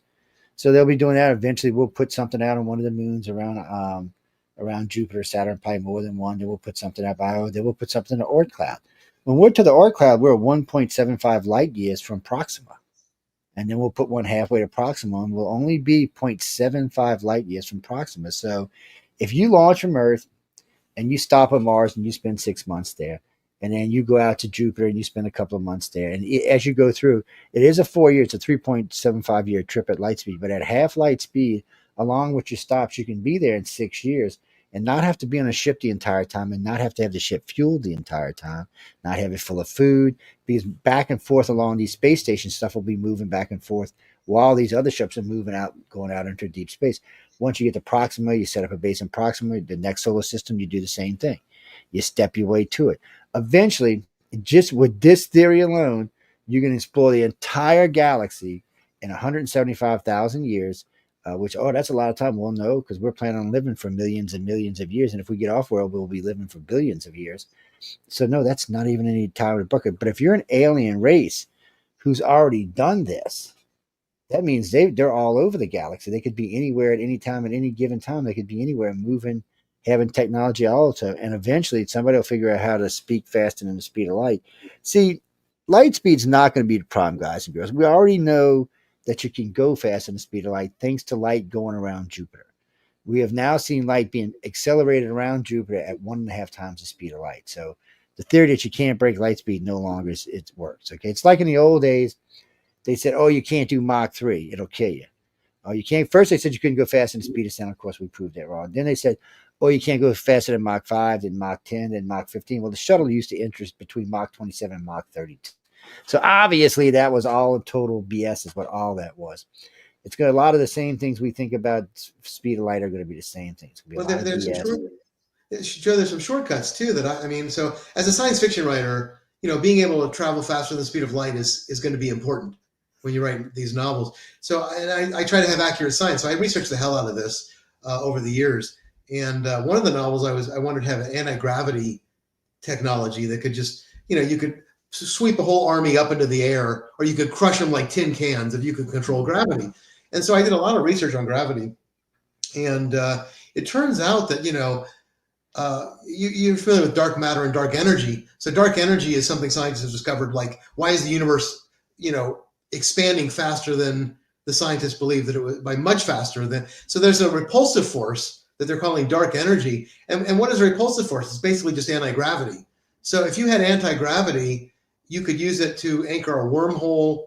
You could use it to do something called an Albuquerque drive, which is, I may be saying that wrong, but it's kind of a warp bubble where, physics says that you can't move through space faster than light, but space itself can expand faster than light. And so it's like you're surfing the wave of space that's moving faster than light in a bubble. And you can actually stabilize that with with anti-gravity. So, if we can, harness what we're calling dark energy, I mean, so there are actually very scientifically possible ways Oh yeah. eventually to have interstellar travel without even worrying about light. Yeah, there's well, right now we've got other indices. We've got the helium-3, we've got antimatter, we've got dark matter. There's a couple other things besides that we're working on. We have gravity drive system. Matter of fact, we actually already have operational gravity drive systems. That's what drives those TR3Bs. That's what actually drives them things. It's a magnetic gravity drive system. Right. It basically is a pull and push, is what it is. Hmm. But when it's in deep space, not in the planet, when it's in deep space, it can reach out and grab a planet like Pluto, or like Jupiter, and let Jupiter just pull it towards it. And then as it does, it can reverse its gravity and have Jupiter push it away with all the energy that it just picked up being pulled, which means it'll quadruple its speed. So if it's at light speed, now you're doing light 4, not just light. Well, light speed is just not enough. Even with light speed, Proxima Centauri is still 3.7 years away, or 4.2, depending on where you're going in Proxima. Yeah. So you got to go faster than light. You got to go 4, 5, 6, at least 10 times faster than light speed. But none of that matters, because if you don't have inertial dampeners and a way to see, say, 200-300 light years ahead of you, you're dead, because you're going to run into shit. You got to have a way. Light speed is great, but without a way to see. So if you're traveling, let's say you're traveling 10 times the speed of light. That means you need to be able to see at least 1,000 light years ahead of your craft in all directions, so that you don't run into black holes, that you don't run into suns, that you don't run into planets, that you don't run into asteroids, that you don't run into black matter asteroids, which I think exist now. So these are all things that we've had to be able to see ahead. And you have to have inertial dampers, because the first time you punch light speed, everybody in your craft's going to be splat on the wall behind them. So, I've been hearing that these UFOs are UAPs that people are seeing, that they may be AI, manned by AIs instead of they could be biological organisms, but they're saying that I can't remember what I read, like 40,000 Gs is easy. So human beings, so they have some kind of inertial dampener, like you said. They must, unless they're just AI controlled. But even then, how can anything survive that kind of G-force inside? It's just hard to imagine. It's one of the big arguments about crashing stuff on our planet. So if you've built a ship that doesn't have rivets, that's a one piece, and that can cross a cosmos and take micrometeorite hits and stuff like that, it's not going to break up on the impact. It's going to probably go into the ground. It's probably not going to break up. Now, if you've got something like a shuttle or an escape craft, that probably would break up. But I'm thinking the big craft are not going to break up, or the ones that use the most. But the problem for all of this is when you listen to the Foo Fighters from World War II, it's one of the best UFOs there is, because first off, everybody reported it. The Japanese reported, the Germans reported, the Americans reported, the Brits reported, the French reported it, the Italians reported, the Russians reported, even the Chinese reported seeing these things. So these were not friends to anybody. They weren't helping anybody out, and they would do things that just simply can't be replicated. So, you'll hear a bomber pilot, and I've actually talked to a couple of them over the years. They'd say it would come over, glowing green, and would just sit like above the canopy, and then it would start doing loops around the plane. Now, this plane's doing probably about 280 miles an hour, give or take a couple of miles an hour. And this thing's just looping around, then it would stop and just dart out till you couldn't see it in a matter of milliseconds. One of the pilots said you couldn't even go 0-1, you'd go 1,000, and he'd go Mississippi. He couldn't even get to 1. The thing was out of sight. Well, that's traveling at speeds that's unbelievably fast. Right. So even though we have technology today that could probably do the loop around the craft, and drones technology, we don't have anything that can travel like that or that size. So these weren't like little drones like this. These were big craft. We don't have anything like that could loop around a ship without causing an accident or a wreck. Even our drones, our big drones, don't have that kind of technology yet. We're just not there. Even though we can fly drones in big numbers now, and we can make them look like dragons in the sky and Santa Claus and all kind of fancy stuff. Right. This isn't the same thing as what's being described by these pilots. One of the pilots was describing this thing was about twice the size of his craft. When it took off, he said it almost caused it to jet, because he got caught in the backwash or whatever it was. And what it was the wind. When the thing took off, it created a suction. At first, it was like he said, it was like a wave of air hit the craft, and then it started pulling the craft forward. And he said he was actually accelerating speed, but it made his engines, it flushed so much air through the scoop that it killed his engine. It just flushed it out. And so he was trying to, he was hoping not to eject, because sometimes you can, if you're going fast enough down, you can get the turbine turning. It's like pushing your car and jump starting it, in old days where it's clutch. It's kind of the same thing. And sometimes you can do that, and sometimes you can't. Sometimes a flame out is a flame out, and you're just going to hit the ground if you don't get out of the jet. And I mean, believe it or not, these pilots will go almost to the ground sometimes trying to save this plane. And even though, they're being told the whole time, jump, get out the plane, but they're hard headed. They want to stand. I watched one guy. He went over he missed the line on the carrier, and he caught the second hook. The hook caught the second line, but when it did, it twisted the plane, and the plane jumped up in the air and lifted off the carrier, so it was headed off the front of the carrier. And I'm thinking, dude, eject. There's no way you're going to save this plane, because it was already headed to the front. You seen the plane go over, then you seen him come up. He parachuted and he landed on the deck. That's how close he came to losing his life. And because he waited so long. And we've seen people get plowed over by carriers before and get killed. But so, I mean, sometimes there's nothing you can do. One guy just came in hot and he tried to get it, but by the time he got ready to do it, he was skidding and he just went off, and the carrier just like it wasn't even there. You don't even see parts or nothing in the back. I mean, it just mows it over like it's nothing. Dude, the props on these carriers are big as my house. Yeah, they're huge. But I know we got to get out of here, because we're going to do 5 minutes and then we're going to go. Anything you want to tell anybody before we leave and head on down the road? No, not really. Just if you have any interest, tell them where they can find you again. Be sure to tell them where they can find you. I have a website, www.douglaserichards.com.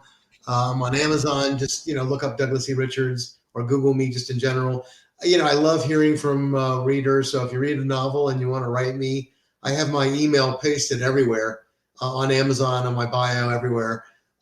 So I always respond to people who email me. Got a Facebook page, Douglas E. Richards Author. And so friend requests me on that.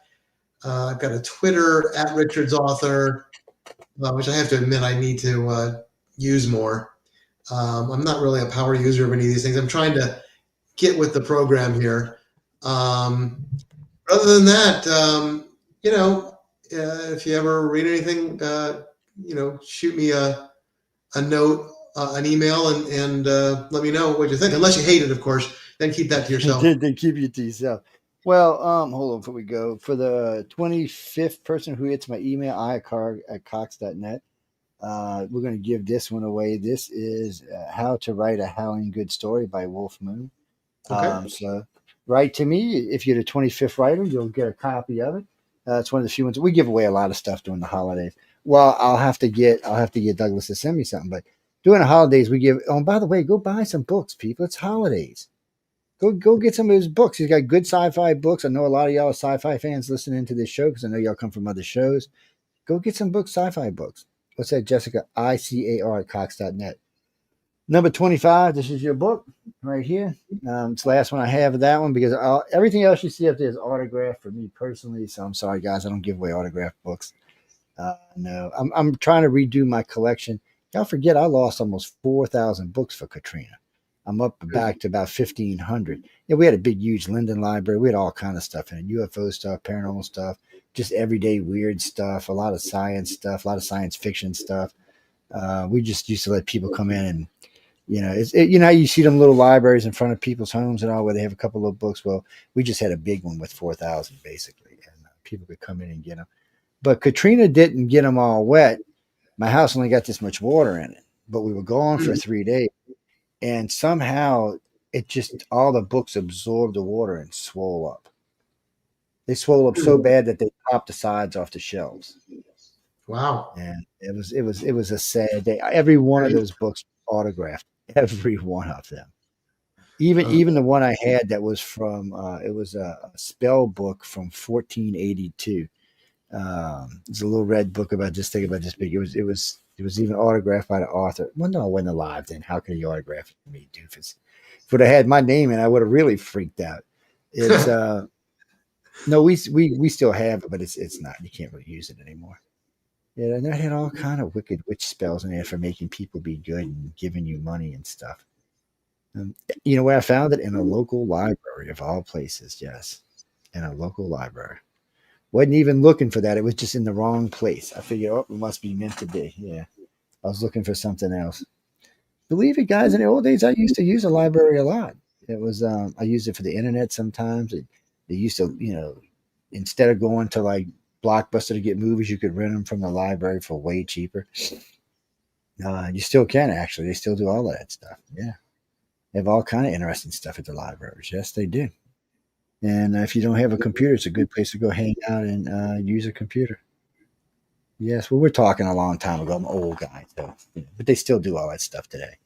I got to hang out in some really cool libraries, like the Tulane University one. It's a customized library. It's very cool. There used to be one right here on the Gulf Coast before Katrina came that just expanded. It was about a half mile long, right sitting on the beach. Beautiful place. All kind of maps from going back like 300 years and stuff. Yeah, all kind of interesting stuff. But we got to go. I got to go. I'm starving to start off with Douglas E. Richards. Be sure to go check him out. His books sound marvelous. John rarely ever gives anybody a plus on a book. So he always says, oh, yeah, yeah. He rarely comes out and says he actually likes a book. Well, John reads a buttload of stuff, probably 3 or 4 books a week. Mm-hmm. Yes. He's the president of Galaxy Press. If you want to be part of Writers of the Future, writersofthefuture.com. Check it out. You can even take a free writing course there if you want to. It'll help you learn how to write. You mean me personally? I wrote 60,000 words and then I hit delete on my computer. I'm not a writer. I might one day because I got to do some stuff for the iCore organization. We need to put out a couple of things, and people have been asking me to put out that thing that happened to me in Gulf Breeze a long time. Maybe one day I'll sit down with a real writer and see about having it ghostwritten or something. But I don't. Even though, don't get me wrong, I have learned a lot hanging out with Writers of the Future on how to write a book.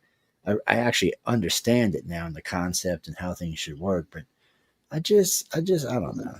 I'm not a good story filler inner kind of person, even though I understand what the background means. And I just, I'm not like, oh, it was Joe. He was walking down the street and it was sunshiny and the sand was glistening. I'm just not good at that kind of stuff. I'm just, I know it's got to be in the book, but I want to use facts and that's it. So that's like a documentary. That's not a novel. But anyway, Doug, it was great having you on tonight. It's great talking to you. And remember, during the holidays, if you want to come on and give some of your books away, just drop me a line in. We're going to be doing it all season long. We give them away on this show. We give them away on News and the Flip Side. News and the Flip Side is not for the lighthearted. I hate to call it a news program. It was an election program for the last year because, we was going through election year. And we have predicted the last 5 presidential elections right on the money, including the House and the Senate. But the show itself is much different. Last night we had John on doing the Christmas parade, and then we were just discussing mostly world affairs. What's going on here, what's going on there. Sometimes we get into like a couple of weeks ago, we did a really hard hitting show the first hour, and then the last 2 hours were just what's your favorite way to cook a steak? You just never know where it's going to go. It's but I warn people because sometimes there are some hardcore politics, just not right now because we're pretty much done with the election now. So. Right. And for all my friends who are crying, whichever way you're crying, I don't really care. I feel for all y'all. Remember, it's the Christmas holidays. Don't be mean to your family. Okay, just let it go. There'll be another election in 4 years. There'll be another election in 2 years. There'll be another in 4. So if you're not happy, get out and vote. If you're happy, well, be happy. I don't know what to tell y'all. I'm just a centrist. So like I said, and y'all have heard me say many times, I'm an equal opportunity hater.